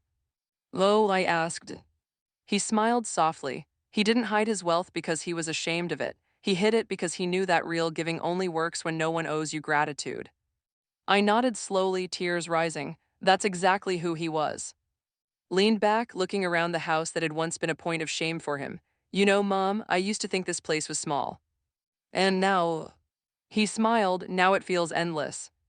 The next morning, I woke to find an envelope under my front door. No return address, no seal, just my name written in my son's handwriting. Inside was a note and a photo. The note read, "Mom, this is the first family we helped, a single mother and her 2 kids. We rebuilt their bakery after it burned down. They sent us this picture today. I thought you should see what your silence built. Love." The photo showed a smiling woman and 2 children standing in front of a small bakery with a hand-painted sign. "Brooks and Blessings Bakery, Second Chances Taste." I pressed the picture to my chest and whispered, "He did it, Daniel. Our boy finally understands." That night, I lit a candle beside Daniel's photo. The flame flickered gently, casting a soft glow on his smiling face. "I wish you could see him now," I murmured. "You'd be so proud." In the silence that followed, I swore I could almost hear his voice, not as a whisper, but as a truth echoing through time. "He doesn't need to see me to know I'm here. He's walking the path we built." I smiled, letting the candle burn low. This was what legacy truly meant: not inheritance, not fame, but transformation passed quietly from one heart to another. Had found his resolve. And through him, Daniel's light, our light, would keep shining, long after names were forgotten. The months that followed were a whirlwind, not of chaos, but of creation. Poured himself into the Brooks Initiative with the kind of devotion that only comes from loss turned into purpose. He woke before dawn, spent his days meeting with partners, volunteers, and beneficiaries, and often stayed up past midnight reviewing budgets and writing thank you notes to donors. But this time, it wasn't about building an empire. It was about building meaning. And for the first time, his life had rhythm, the kind that hummed quietly with fulfillment. Still, I could sense something beneath the surface, a tension, a shadow creeping back into his calm. It wasn't pride this time, it was pressure. He was preparing for something bigger. One afternoon came by the house with a folder in his hands, his face serious but determined. "Mom," he said, sitting across from me, "I've been offered something." I raised an eyebrow. "Offered?" He nodded. "A partnership. A large corporation wants to fund the foundation, millions in grants, sponsorships, exposure." "That sounds good, doesn't it?" I asked cautiously. He hesitated. "It does, but it comes with conditions." "What kind of conditions?" He exhaled slowly. "They want naming rights, branding privileges, and partial control over project selection. In other words, they want to turn the Brooks Initiative into a PR machine." My heart sank. I could already see the conflict building in his eyes, the same kind his father once faced when investors tried to profit off compassion. "What are you going to do?" I asked softly. "I don't know," he admitted. "It's everything I said I'd never do, but with their funding, we could help thousands more people, real families, real lives." I studied his face, tired, weathered, yet deeply alive. I said gently, "Do you remember what your father wrote in his journal?" He looked down. "Always invest in people, not profit." "Exactly," I said. "So ask yourself, are you investing in people or are they investing in you?" He was silent for a long time, tapping his fingers against the folder. Finally, he whispered, "I'll think about it." That night he stayed late at the office. The lights of downtown glowed in the reflection of the glass walls as he sat alone, flipping through Daniel's old journals again. On one page, written in bold ink, his father had scrawled, "When generosity meets greed, only one survives. Choose wisely." Closed the journal and leaned back, the weight of the decision pressing on his chest. He could almost hear his father's voice. He could almost hear mine. "You can't buy integrity, son, you can only live it." He rubbed his temples, whispering to the empty room, "What would you do, Dad?" But deep down, he already knew the answer. The next morning, he met with the corporation's representatives, two sharply dressed executives with perfect smiles and even more perfect lies. They handed him a contract thicker than a Bible and a presentation filled with buzzwords: synergy, market alignment, brand storytelling. One of them leaned forward, voice smooth as glass. "Your father's name is powerful. Imagine what we could do with national reach, television features, sponsorship deals, branded campaigns. You could change the world." Looked at the logo on the folder, a cold, sterile emblem that stood for everything his father rejected. "And what would it cost?" he asked quietly. "Just a little creative direction," the man said with a smile. "You'd still be in charge, we'd just ensure the messaging fits the market." His jaw tightened. "You mean make poverty palatable?" The man blinked, caught off guard. "I wouldn't put it that way." "Then how would you put it?" Impressed. The second executive, a woman with a polished voice and the kind of confidence that came from privilege, leaned forward. "We're offering you visibility, Mr. Brooks. Without us, this initiative stays local, small. You can't inspire real change without influence." Smiled faintly, leaning back in his chair. "Funny, my father changed hundreds of lives without a camera in sight." The woman's smile faltered. "We just think your father would want." He cut her off. "My father would want me to remember why I started, and I have." He closed the folder gently and slid it back across the table. "Thank you for your time." That evening, he came to my house again. He didn't say anything when I opened the door, just hugged me. I could feel the tension melt out of him like rain after drought. "You turned them down," I said quietly. He nodded. "It wasn't even a choice, really. Not once I thought about what Dad stood for." "And how do you feel?" He smiled, tired but proud. Lighter, like I passed a test I didn't know I was still taking. I nodded. "You did." For the next several weeks, worked in silence, preparing the foundation for independence. He refused every corporate offer that came in, focusing instead on grassroots donors, small contributions from ordinary people who believed in quiet goodness. He started mentoring a group of young volunteers, teaching them what his father had taught him, that giving isn't about pity, it's about empowerment. And every night before he left the office, he whispered the same words Daniel had once written: "Power under control." It became his mantra, his shield, his compass. One afternoon, I stopped by his office to bring him lunch. I found him talking to a group of interns, bright-eyed, eager, hanging onto his every word. He was telling them about failure, about redemption, about how the strongest people aren't the ones who never fall, but the ones who learn how to rise quietly. I stood in the doorway unseen and felt my chest swell with pride. He was ready. Ready not just to honor his father's legacy, but to create his own. That night, as the city lights flickered beyond my window, I wrote something in my journal. Preparation isn't about readiness. It's about recognition the moment you see who you were always meant to become. Had become that man. The boy who once measured success by applause was now teaching others how to live without it. And as I closed the journal, I whispered softly to the stars, Daniel, he's ready now, the torch is lit. It began like all storms do, quietly. A single rumor, whispered in the wrong ear, can unravel everything a man has spent years rebuilding. And for that whisper came in the form of a news headline that hit the internet like wildfire. The Brooks Initiative under fire, allegations of financial mismanagement surface. I remember the morning I saw it. My coffee cup froze midair. My hands trembled so violently that a drop splashed across the page of Daniel's old journal. It couldn't be true, had worked too hard, been too careful, too honest. The article was thin on facts but heavy on accusation. A source close to the foundation claimed was diverting funds into personal accounts.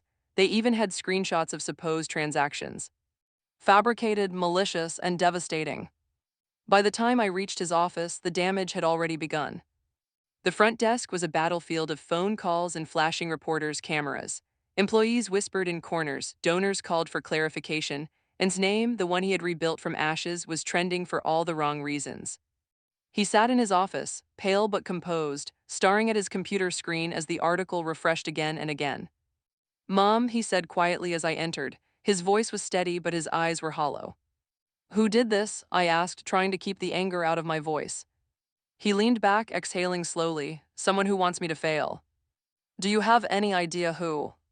He hesitated, then opened a folder on his desk. Inside was a printed email. I recognized the name instantly, Cole. A former business partner, one of the men who had mocked months ago when he left the corporate world. He's claiming I used the foundation's funds to pay off personal debts, said. He sent this to 3 donors and a journalist he knows. And it's a lie. Completely, the transactions he's talking about were transfers to our scholarship division. He just twisted the context. I clenched my fists, then we'll fight it publicly. He shook his head. No, not yet, I want to handle this quietly. Mom, he interrupted, looking up at me with a calmness that scared me more than rage ever could. If I start shouting, I'll look guilty. If I retaliate, I'll look desperate. I have to let truth do what it does best, endure. His voice carried Daniel's steadiness, and for a moment I saw his father sitting there instead. The next few days were brutal. News outlets replayed the same unverified story again and again. Social media tore him apart, calling him a fraud, a hypocrite, a fallen saint. Even some of his allies distanced themselves. Donors paused funding pending investigation. People who once called him inspiring now labeled him calculated. And through it all, said nothing. He continued working at the foundation, meeting with his team, reviewing documents, and organizing programs, as if chaos weren't clawing at the windows. But silence, even noble silence, has a cost. One evening, I found him sitting alone in the dark office, his desk lamp casting long shadows across the room. He didn't look up when I entered. Everyone's leaving, he said quietly. Half the staff quit today, they don't want to be associated with scandal. You can't blame them, I said gently. They're scared. He smiled bitterly. Funny, that's how this started, fear, someone afraid of losing control. I walked over and placed a hand on his shoulder. You've faced worse. He finally looked up, his eyes glassy but fierce. Not like this, Mom. When I lost money, I rebuilt it. When I lost reputation, I earned it back, but this. He gestured toward the headlines on his screen. This is character. You can't rebuild that once it's destroyed in public. I met his gaze and said softly, then prove to them that character isn't built by headlines. The following morning called a press conference, unannounced, unplanned, and unapologetic. Reporters flooded the small foundation office, cameras flashing, microphones raised like weapons. He stood at the podium wearing a simple black suit, no script in hand, just conviction in his voice. I've been accused of stealing from the very people I've dedicated my life to helping, he began. I will not hide from that accusation, but I also will not bow to it. The room fell silent. I built the Brooks Initiative to honor my father, a man who believed that goodness doesn't need witnesses. And while some people may find profit in destroying that legacy, I will find purpose in protecting it. He paused, letting his words sink in. Every transaction, every document, every dollar spent will be made public by the end of this week. You don't have to take my word, you can take my record. Murmurs rippled through the crowd. A reporter shouted, "Are you saying you'll open all your financials?" Nodded, every cent, because the truth doesn't fear transparency. By evening, his team had uploaded every ledger, donation record, and bank statement to the foundation's website. Thousands of people viewed it within hours. And slowly, quietly, the narrative began to shift. Independent auditors confirmed the numbers. Former donors returned, apologizing for doubting him. Even the same news outlets that had him started printing retractions. But Cole didn't back down. He appeared on a late-night business show, sneering. "It's all a you really think someone changes overnight. The Brooks name has always been about manipulation, mother and son both." When I saw it, my blood boiled, but he only smiled faintly. "Let him talk," he said. "Lies are like smoke, they only matter when you stop breathing." A week later, the truth hit harder than any defense could have. His company was caught falsifying financial documents in a separate investigation. He was indicted for fraud, the same crime he'd accused of committing. The irony didn't escape the media. The same outlets that had doubted now called it poetic justice. When the news broke, sat in his office, staring out the window. He didn't cheer, he didn't gloat, he just exhaled. "I didn't want revenge," he said softly. "I just wanted peace." I smiled through tears. "You've earned it." He turned to me, his voice gentle but firm. "No, Mom, we earned it. You taught me silence doesn't mean surrender, and Dad taught me truth doesn't need an audience." He paused, then smiled faintly. "I finally understand both of you." That night, the Foundation's website crashed, not from scandal but from support. Messages poured in from around the world. "You reminded me that honesty still matters. You proved that doing good doesn't need to be loud. Your father would be proud." Read every single one, and as the night stretched into dawn, he whispered the same words his father had written decades ago. "Integrity is the one fortune no thief can steal." The world has a strange way of rewarding redemption, first with peace, then with temptation. It had been 3 months since name was cleared. The Brooks Initiative had not only survived the scandal, it had grown stronger. Donations poured in, not from corporations or politicians this time, but from ordinary people, single mothers, retired teachers, factory workers. They weren't giving because they expected recognition. They were giving because had reminded them that goodness could still be trusted. But every victory casts a longer shadow, and this time that shadow came wearing a smile. It was a gray Tuesday afternoon when called me to his office. He sounded calm, but there was something in his tone, that quiet hesitation he always had when facing a storm he couldn't quite name. When I arrived, a man was already waiting for us. He stood by the window, tall, impeccably dressed, his suit as sharp as his expression. "Mom," said, gesturing to him, "this is Richard Hale."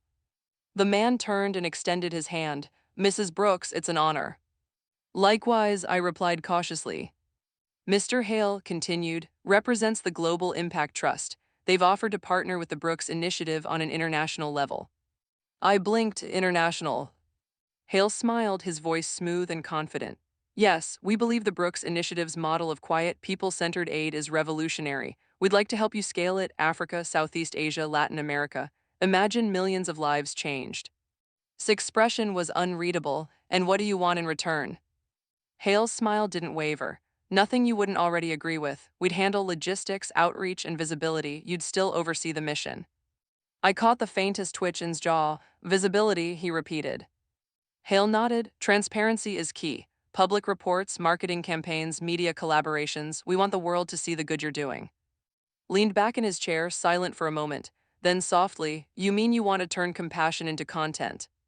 Hale chuckled politely. "Not at all, we just believe good deeds inspire more good deeds. Visibility brings funding, funding brings scale, it's all connected." It sounded perfect, almost too perfect. When Hale left, the silence in the room was heavy. "What do you think?" asked, though I could tell he already knew his answer.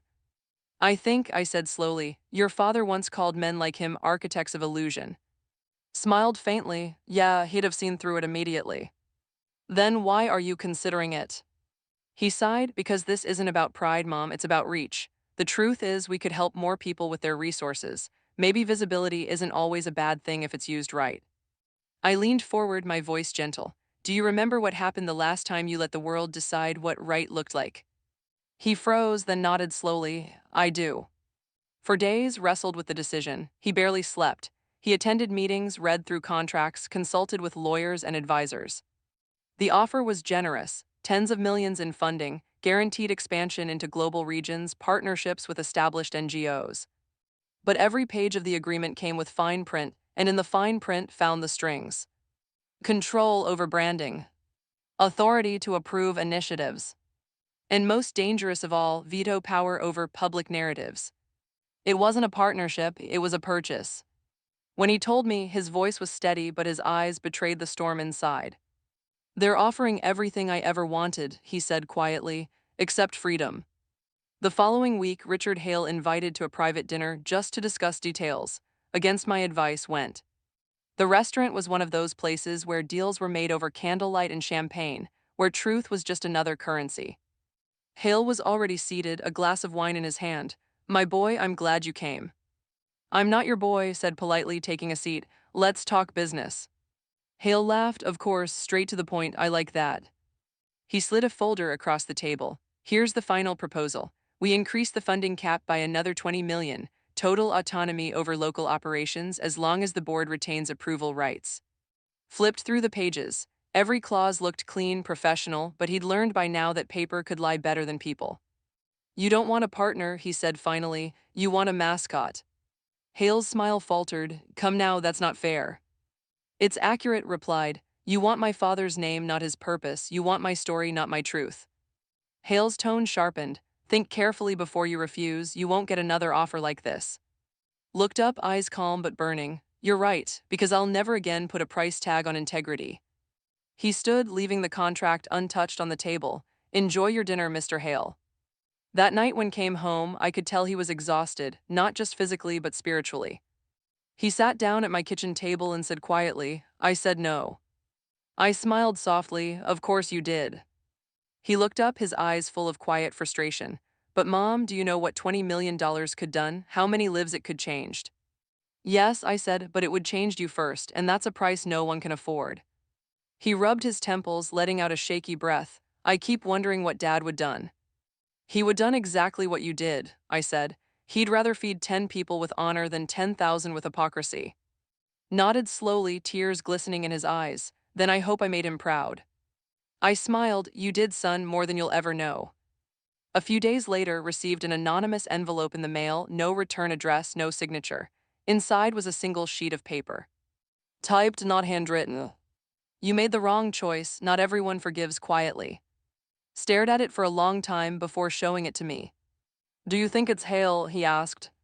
Maybe, I said, or maybe it's just someone afraid of what they can't control. He nodded, folding the note and placing it in a drawer. Then let them watch. I'll keep doing good even if it scares them. That night I couldn't sleep. I stood by the window, watching the city lights flicker like restless souls. The more grew into his father's legacy, the more the world seemed determined to test his resolve. But I knew one thing for certain, Daniel's lessons had taken root. Power under control, kindness without audience, faith without proof, wasn't just surviving the world anymore. He was shaping it one quiet act at a time. The letter should have been a warning. But ever his father's son treated it like background noise, a shadow that didn't deserve the dignity of fear. For weeks, life went on as usual. The foundation continued to grow, one quiet victory at a time. New programs launched in smaller cities. Families rebuilt their lives. Students who'd once lived in shelters now wore graduation gowns.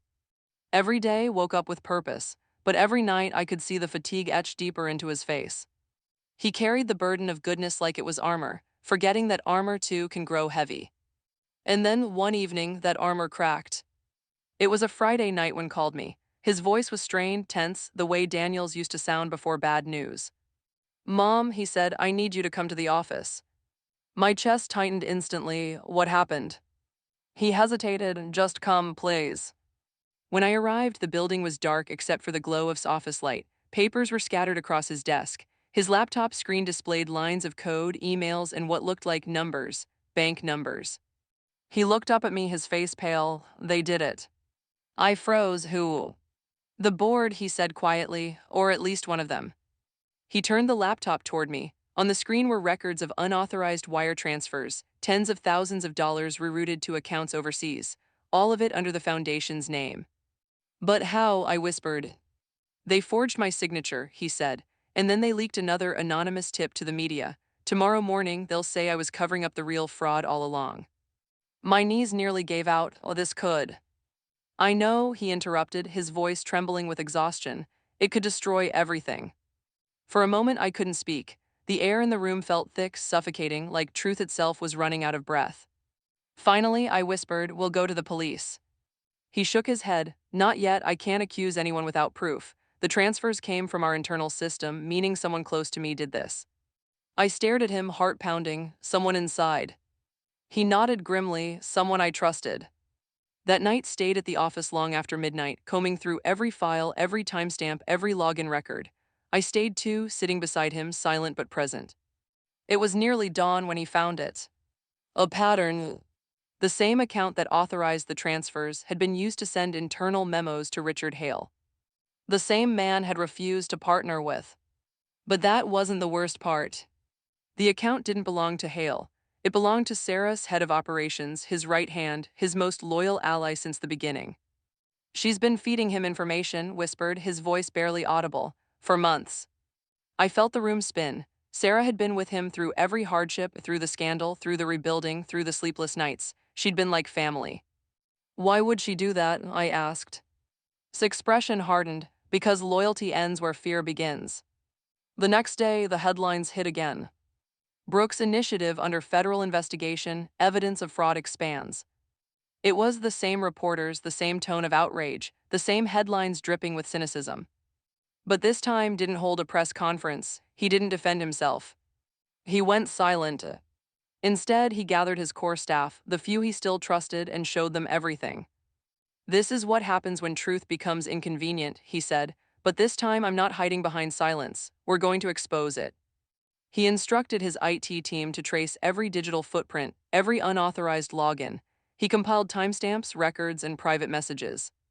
And when the picture was finally clear, he saw it all. Hale's company had been paying Sarah through an offshore consultancy to leak information, create internal confusion, and forge documents under his name. It was a quiet takedown, planned, methodical, venomous. 2 nights later came to my house, visibly shaken but resolved. I have everything, he said, proof of Hale's payments to Sarah, emails, bank transfers, even recordings from her office computer. What will you do? I asked. He hesitated. Tell the truth, all of it. Publicly. Yes. I reached across the table and took his hand. You know what that means, don't you? You'll lose people, the foundation could collapse before it recovers. He nodded, maybe, but if I let this lie stand, then everything Dad stood for dies with it. His voice broke, and for a second I saw the boy he used to be, the one who still believed the world was fair if you just did the right thing. I squeezed his hand. Then you tell the truth, and whatever comes after, we face it together. The next morning released everything, every file, every document, every voice recording. He didn't wait for the media. He uploaded it all to the Foundation's website under one title. The Price of Integrity. The world reacted instantly. Within hours, Hale's name trended alongside again, but this time the roles had reversed. The leaked evidence was irrefutable. Hale's firm had orchestrated the sabotage after refused their partnership. Sarah's confession came soon after. Under pressure, she admitted to falsifying documents in exchange for payment. By nightfall, federal agents had raided Hale's offices. And the man they once accused of fraud was hailed as the one who exposed it. But victory didn't feel like triumph. That evening, I found him sitting alone at the Foundation headquarters, lights off, face illuminated only by the glow of his laptop. He looked tired, older. You won, I said softly. He shook his head. No, I survived. He turned to me, his eyes weary but clear. Mom, do you ever feel like doing good just paints a bigger target on your back? I smiled sadly. Your father used to say that goodness doesn't protect you from cruelty, it just keeps you from becoming it. He exhaled slowly. Then I guess that's what I'll keep doing. Later that night, I found a note on his desk, not for me but for himself. It read, integrity isn't the absence of temptation, it's what's left standing when you refuse to kneel to it. He'd written it in his father's handwriting, a habit he'd picked up lately, as if borrowing Daniel's steadiness helped him stay strong. I smiled through tears, knowing he'd crossed a line now, not into fame, not into success, but into true legacy. Because integrity, once tested and proven, doesn't just survive. It transforms. Sometimes, when the storm finally passes, silence feels louder than thunder. For weeks after the scandal broke and justice was served, the world grew strangely quiet around us. Reporters stopped calling, donors sent cautious but heartfelt apologies. Even the air inside the foundation's office seemed lighter, as if it too had been holding its breath. Should been at peace, he'd cleared his name, exposed corruption, and restored his father's legacy. But peace, I soon realized, was not the same thing as healing. Every victory he earned seemed to leave a shadow behind it. Every truth he revealed came with a cost. And this time, that cost was about to reach him in a way no scandal or betrayal ever had. It started with a letter. Not the kind typed by lawyers or journalists, but handwritten in neat cursive. The paper was thick and old, faintly yellowed around the edges. It had been delivered by courier with no return address.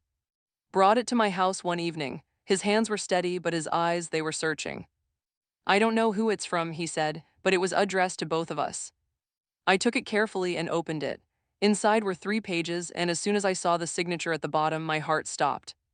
It was Daniel's handwriting. I whispered. He swallowed hard. It's dated 2 weeks before he died. The letter began simply, "My dearest and my son. If you're reading this, it means time did what it always does, it caught up with me. And maybe, in its strange mercy, it's given me the chance to speak what I couldn't say in life." My hands trembled as I read, but reached over, steadying the page. "You've both been my reason to wake up every morning, but there's something I've hidden not out of shame, but out of fear that it would change how you see me." Looked at me, confused, but I kept reading. The foundation wasn't built from luck. It wasn't built from inheritance either. It was built from a debt I've been repaying my whole life. A chill ran through me. Years ago, before you were born, I made a mistake, a business deal that went wrong. I trusted a friend who betrayed me. I lost everything. And in desperation, I accepted help from a man named Richard Hale's father. My breath caught. He helped me rebuild, yes, but at a price. The partnership we had was never clean. I worked for him under conditions that left me tied to his empire even after I walked away.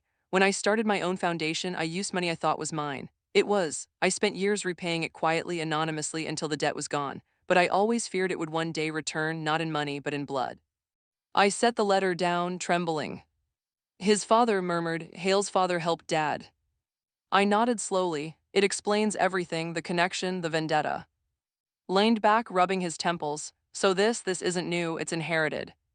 I've tried to shield you both from this history, but if the Hales ever come for you, remember this, you owe them nothing. The debt was paid in full the day I chose truth over partnership." Daniel's words burned on the page like prophecy.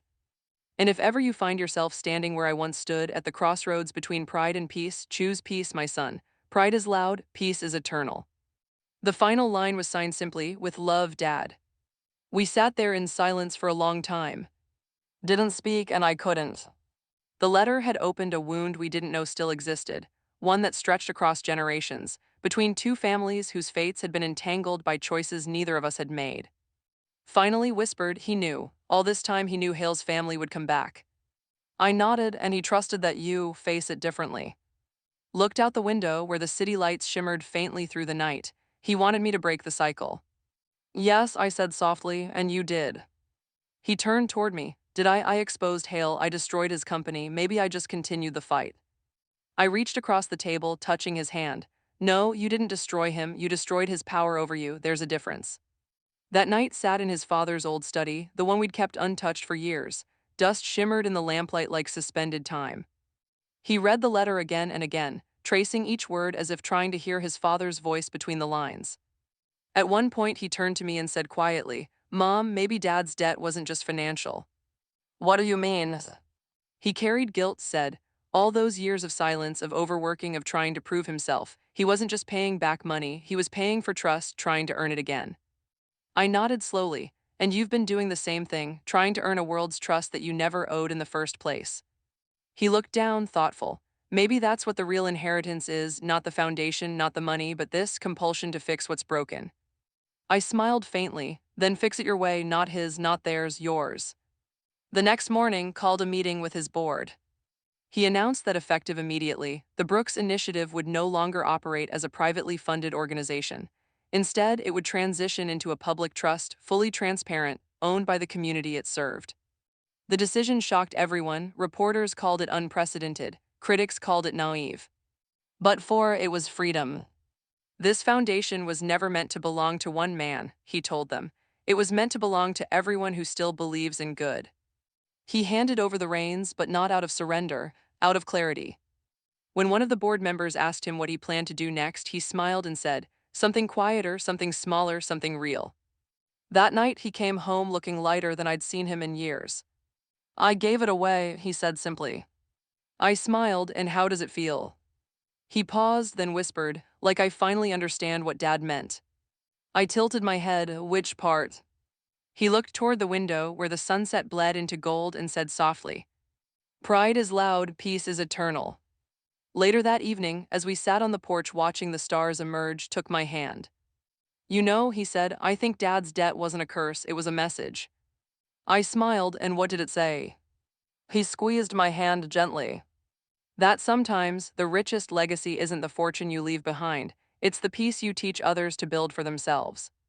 For the first time in a long time, I didn't feel the weight of the past, just the warmth of the present.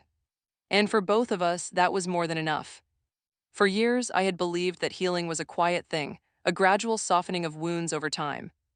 But in truth, healing often begins with a single, thunderous realization. You've been carrying pain that no longer belongs to you. After Daniel's letter, and I began to live differently. The house no longer felt like a museum of grief. The silence that had once haunted our halls now felt restful. There were still photographs of Daniel, yes, but they no longer made me cry. They made me smile, reminders of a man who had built not perfection but purpose. And for the first time since his death, wasn't just surviving him. He was understanding him. A few weeks after the foundation's transformation, and I spent a quiet morning cleaning Daniel's study. Dust had gathered on the shelves, the faint smell of cedar and paper still lingering.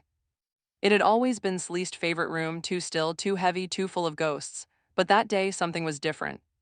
He moved slowly, carefully. He wiped the desk, sorted through boxes, even polished the glass of his father's old photo frame. "You know," he said suddenly, holding up an old notebook, "Dad used to write his goals for each year.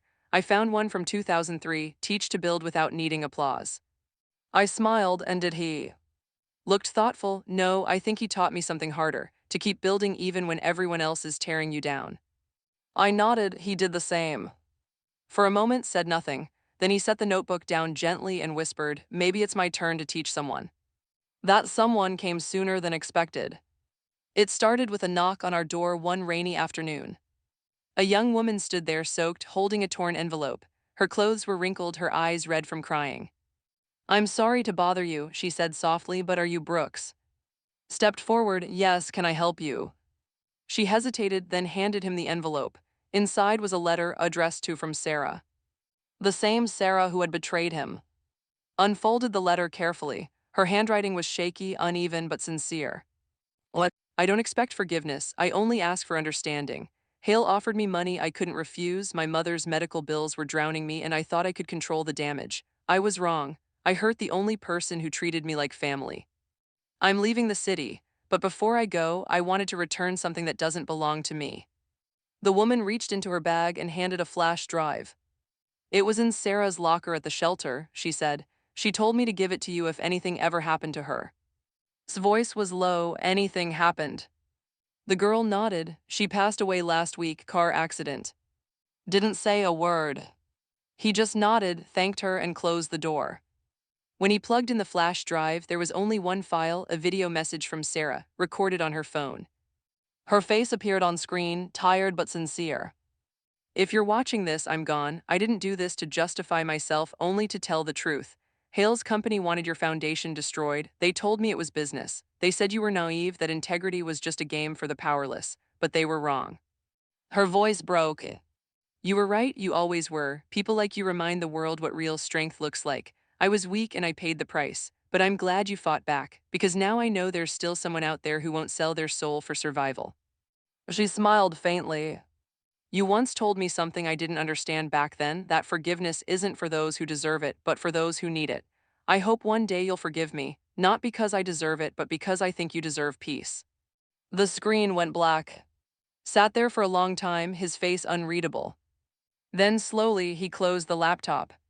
She was wrong, he said quietly. I don't need to forgive her. I frowned gently. Then what do you need? He looked at me, eyes glistening.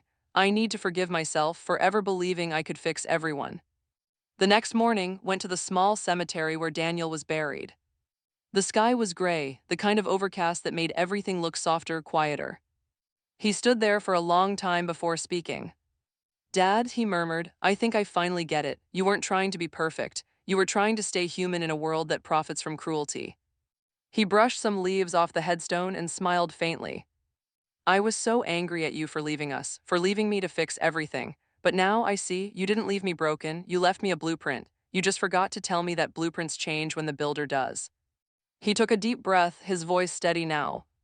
I forgive you, Dad, for your silence, for your secrets, for everything you carried so I wouldn't have to. And I forgive myself for needing you to be flawless when being real was enough. When he came home that night, something about him had changed. He wasn't smiling, he wasn't sad either, he was balanced, grounded. Like the war inside him had finally gone quiet. Mom, he said softly, I've decided to leave the foundation's office for good. I'm setting up a small community center, no cameras, no press, just a place where people can walk in and get help. No forms, no red tape. I smiled. What will you call it? He thought for a moment, then said, The Quiet Place. I nodded. Your father would loved that. I think so, he whispered. It's not about saving the world anymore. It's about saving what's left of it one person at a time. The grand speeches were over, the headlines had faded. But in that stillness, something greater bloomed. Hailing wasn't a ceremony. It was a quiet choice made every morning, every day, every breath. And as turned off the lights that night, the shadows that once haunted us didn't feel like enemies anymore. They felt like witnesses. Because we had learned something powerful, that the past doesn't disappear when it's healed. It simply stops hurting. The quiet place opened on a calm Sunday morning. No ribbon cutting, no photographers, no speeches. Just a quiet building with sun-warmed windows, a handmade wooden sign, and a kettle of coffee brewing in the corner. Didn't want grandeur, he wanted presence.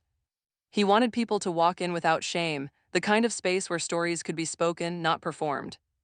By the second week, the little center had become a heartbeat in our community. Mothers came seeking advice. Old veterans sat on the porch telling stories to anyone who'd listen. Teenagers, lost and angry, came for the snacks but stayed for the calm. Was there every day, no suits, no titles, just Mark. He wore rolled-up sleeves and a soft smile that never asked questions before listening. It was the life he'd wanted all along, the one that had been buried beneath ambition, guilt, and legacy. But peace has a way of being tested, usually when you start believing it's finally yours. One evening, as was locking up, I noticed a car parked across the street. A black sedan, the kind that looked out of place in our small, unassuming neighborhood. The driver didn't move, the engine idled. I called softly, someone been sitting there for 10 minutes. He looked, squinting through the fading light, probably just lost. But when he turned to go back inside, the driver's door opened. A man stepped out, tall, gray-haired, with a slight limp and an expensive coat. My stomach dropped the moment I saw his face. Richard Hale. Froze, you've got to be kidding me. The man raised a hand in peace. I just want to talk. Didn't move, his jaw clenched. You have a lot of nerve showing up here after what you did. I didn't come for forgiveness, Hale said. His voice was quieter than I remembered, older, weaker. I came because I'm dying. Blinked, visibly taken aback. I don't expect you to care, Hale said. Liver cancer, terminal, 6 months, maybe less. He stepped closer, every word measured. You ruined me, my company, my reputation, everything, and I'm not blaming you. You did what you had to do, but before I go, I wanted to tell you something about your father. The shoulders stiffened. Don't you dare speak his name. I have to, Hale said, because he saved my life. Stared at him, confused and angry. You're lying. Hale shook his head. 30 years ago, before either of you knew who I was, I made a mistake, one that could landed me in prison. Your father covered for me. He paid the fine himself, told the board it was his error. He said I had a family to protect. I felt the ground shift beneath me. He did that because he believed in people, Hale continued. Even people like me, and I betrayed him anyway. I couldn't stand that he kept his integrity while I sold mine. I wanted to destroy him because I couldn't be him. Swallowed hard, his anger flickering into disbelief. Why are you telling me this now? Hale's expression softened. Because I don't want to die as the villain in a story your father never meant to finish. Silence fell between them, heavy, suffocating. Finally said, you used my father's kindness as a weapon. You nearly destroyed everything he built. Hale nodded, and you rebuilt it. You're stronger than he was. He wanted peace. You created it. Exhaled slowly, emotion caught in his throat. You know, Hale said, your father once told me something I never forgot. He said, there are two kinds of men in this world, those who take what they can and those who give what they must. He smiled faintly. He was one of the second kind, so are you. Didn't answer. He turned away, staring at the quiet building behind him, the one he'd built from the ruins of Hale's greed. I don't know what you want me to say, murmured. Hale stepped back, nodding. You don't have to say anything, just remember that forgiveness isn't weakness. It's freedom, don't let hatred outlive me. Then he handed a small envelope. For you, when you're ready. Without another word, he walked back to his car and drove off. We stood there for a long time after he was gone. Are you okay? I asked gently. Shook his head, no, but I'm thinking. He looked at the envelope in his hand, the faint tremor in his fingers betraying the storm inside. When we got home, he finally opened it. Inside was a single sheet of paper and a photograph. The photo was old, worn at the edges, a picture of Daniel and Hale standing together in front of a construction site, both smiling, both younger, both full of life. On the back, Hale had written in shaky ink. He forgave me before I ever asked. I hope his son can too. Stared at it for a long time, then whispered, he doesn't deserve forgiveness. No, I said softly, but maybe you do. That night, returned to the quiet place alone. He sat in the empty room under the hum of a single.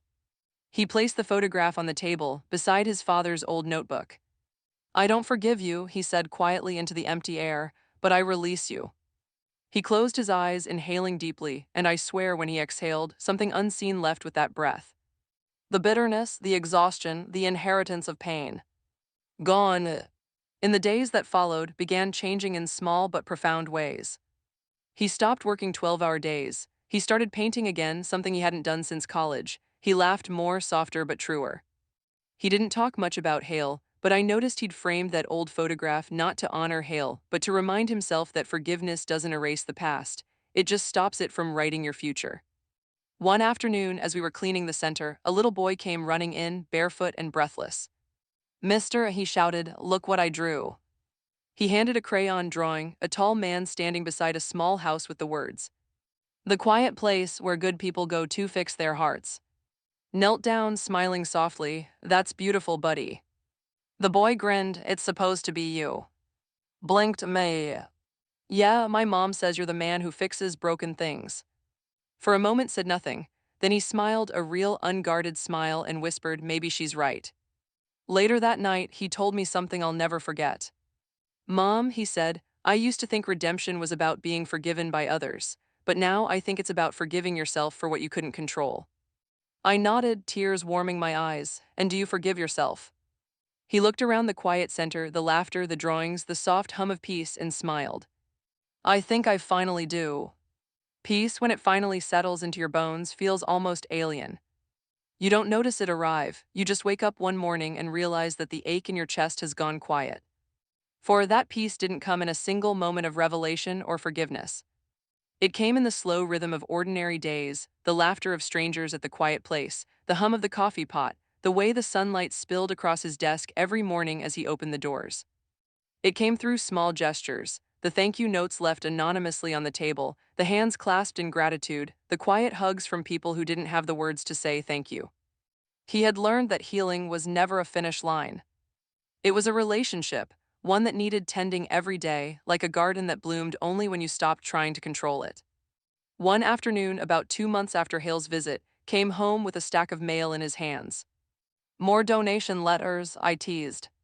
He shook his head with a small smile. No, one's for you, actually. I frowned. For me. He handed me a thin envelope with no return address, only a faded stamp and elegant handwriting that made my heart skip. When I opened it, my breath caught. It was from Lydia Brooks, Daniel's estranged sister, a woman I hadn't heard from in over 30 years. The letter was short but full of emotion. If you're reading this, it means I've finally found the courage to reach out. I saw on the news months ago. I saw his eyes, Daniel's eyes. I know the world gave him storms just like it gave you, but I also know my brother would be proud. There's something you both need to know, something Daniel and I promised to keep secret once, but secrets don't bring peace, they only delay it. Please come see me, it's time we talk. Lydia raised an eyebrow when I finished reading. Aunt Lydia, you haven't talked to her since before I was born. I know, I whispered, still staring at the letter. We had our differences. Differences, he echoed, half smiling. That's a polite word for she hated you marrying Dad. I laughed softly. Yes, but that was a lifetime ago. He looked at me carefully. Do you want to go see her? I hesitated. I don't know, she wasn't kind to your father or to me. Folded his arms, thoughtful. Maybe that's why she's reaching out. Maybe she wants what we already found, closure. A week later, we drove 3 hours north to a small coastal town where Lydia lived. The drive was quiet, the kind of silence that wasn't empty but reflective. When we arrived, she was waiting on her porch. Time had softened her sharp edges, her once black hair was silver now, her proud posture slightly bent. And she said softly as I stepped out of the car, "You look just like I remember." "And you," I said with a faint smile, "look like you've been expecting me for a very long time." She chuckled a small, tired sound. "I suppose I have." Then her eyes landed on, and for a moment she froze. Tears filled her eyes. He's Daniel all over again. Smiled kindly. "It's good to finally meet you, Aunt Lydia." She nodded, wiping her eyes. "Come in, both of you, there's something I need to show you." Her home was small but warm, filled with the faint scent of lavender and old books. Family photos lined the walls, including one I'd never seen before, Daniel as a boy standing beside a younger Lydia, both barefoot in a field. "I kept this one," she said quietly when she saw me looking. "It's the last time we were truly happy before life made us choose sides." We sat at her kitchen table. She poured tea, her hands trembling slightly as she opened a small wooden box. Inside were old letters, dozens of them tied together with a ribbon. "These," she said softly, "are letters from Daniel, written before he met you." I hesitated before taking them. "Why are you giving these to us now?" "Because there's something in them he never told you, something I should have told you years ago."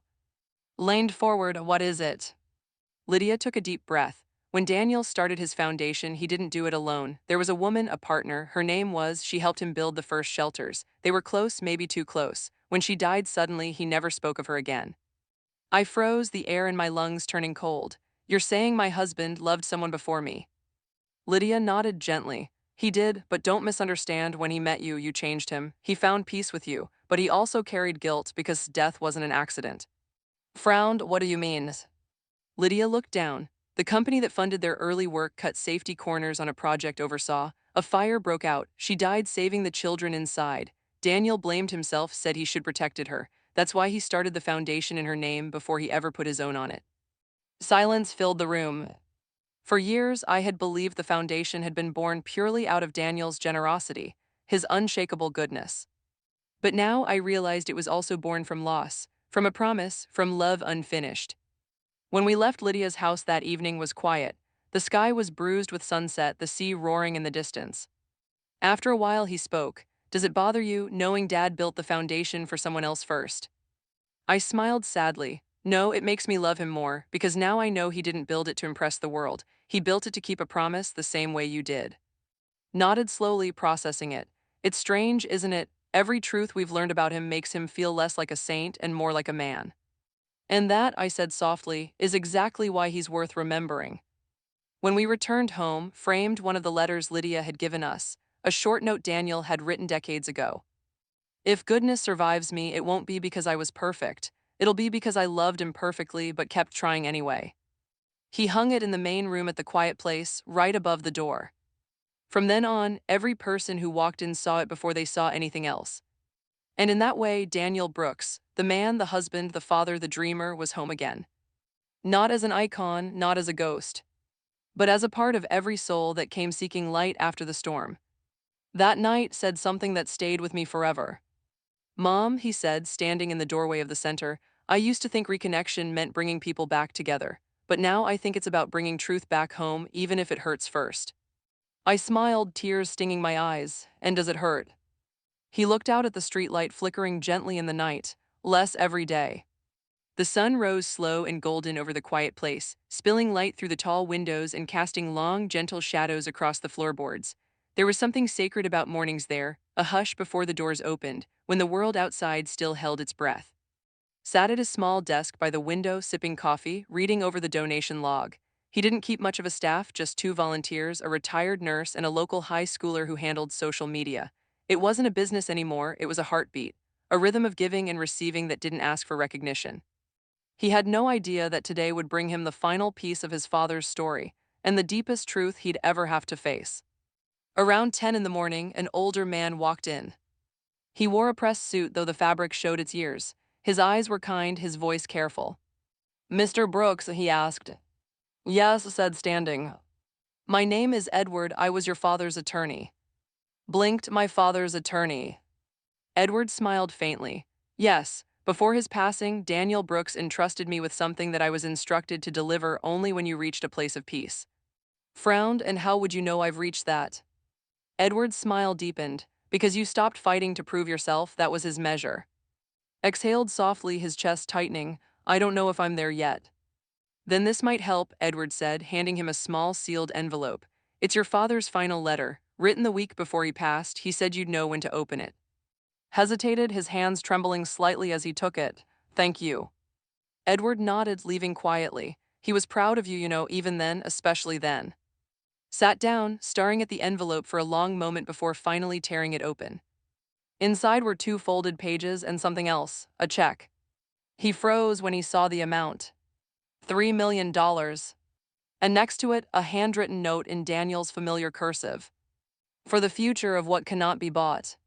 He unfolded the letter. "My son, if this reaches you, it means you have learned what I never could. That peace is more valuable than power. I spent my life trying to control the narrative of goodness, to make it visible, measurable, respected. But goodness never needed me to protect it. It just needed me to live it." The throat tightened. "I hid this money not to hoard it, but to remind you that even the tools of power can be redeemed when placed in hands that seek no applause. You can spend it, give it, or burn it. I trust your heart more than I ever trusted my own judgment." You see, legacy isn't about inheritance. It's about alignment, about choosing every day to align your actions with who you truly are, even when no one is watching. "I failed often, son. I let pride drive me when love should have led. But you are my second chance, not to fix the past, but to prove it was worth living.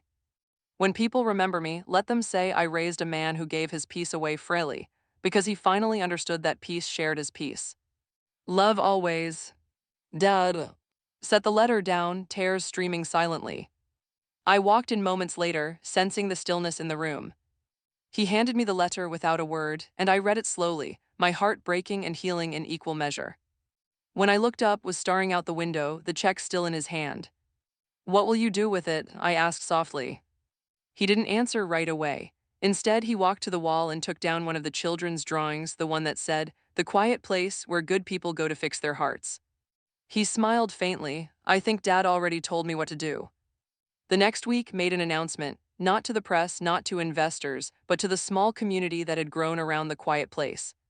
He stood in front of them, no microphone, just his voice. "My father left me a gift," he said. "A final one, but it isn't money I want to hold on to, it's the meaning behind it." He said peace is when it's shared, and I believe that. He paused, glancing around at the faces, mothers, workers, students, strangers who'd become family. "So I've decided to create something new, a fund that belongs to all of you. No conditions, no politics, just help when it's needed most. If your rent's late, if your kid's sick, if you just need groceries, come here. We'll make it happen, quietly." A murmur spread through the crowd, tears, clapping, soft gasps of disbelief. He smiled gently. "We'll call it the Brooks Peace Trust, and every dollar from my father's gift will go into it, because peace, like love, only grows when it's given away." That night I found sitting alone again, watching the empty street outside. "Dad would be proud," I said softly. He shook his head with a quiet smile. "No, I think he'd be humbled." We both laughed softly, warmly. Then he turned serious again. Mom, for the longest time I thought Dad's lesson was about legacy, about doing something that lasts forever, but I think I finally understand what he meant." "What's that?" I asked. He looked at me, eyes glistening in the lamplight. "It's not about what lasts forever. It's about what lasts long enough to change someone's day, because that's how you change the world." I felt tears roll down my cheeks before I could stop them. "That's your father in you," I whispered. He smiled. "Maybe, or maybe it's you." That night, as I watched him lock up the quiet place, I realized that the building itself had become something more than walls and wood. It was a story written in invisible ink across generations. Daniel had built it from guilt, rebuilt it from truth, and I had lived to see both of them find peace. That was the lesson. Not that good people win or that justice always finds its way, but that love, when carried long enough, turns even pain into purpose. It happened on a quiet evening, the kind of calm that arrives not with fanfare but with the whisper of completion. The sky was bruised with gold and lilac, the air soft with spring. I was sitting in the front room of the quiet place, watching clean up after another day. He hummed quietly as he stacked chairs and swept the floor, a habit he'd picked up from his father. I hadn't heard that hum in years. It was Daniel's tune. That's when I knew, truly knew, the circle was closing. Just as he was about to lock the door, froze. "What's wrong?" I asked. He pointed toward a small shelf near the entrance, one that had always been there but rarely touched. Sitting on it was a tiny wooden music box, old and dust-covered, its metal winding key glinting faintly under the lamplight. I frowned. "Where did that come from?" Shook his head. "I've never seen it before." He picked it up carefully, blowing the dust away. The box was carved with initials, DB, and a date, April 12, 1985. My heart skipped. "That's our wedding day." Looked at me in surprise. Maybe Dad left it here somehow. He wound the case slowly, and the moment the melody began to play, my eyes filled with tears. It was our song, the same one Daniel and I had danced to on that small, candlelit night when the world had still felt simple. But there was more. The music stopped halfway, then clicked. A false bottom opened, revealing a folded note and a small brass key. Looked at me breathless. "Mom." I unfolded the note, and as Daniel's familiar handwriting appeared, the years melted away. "My love and my son. If this music box has found you, it means I've succeeded in the one thing I never managed in life. I've finally learned how to rest.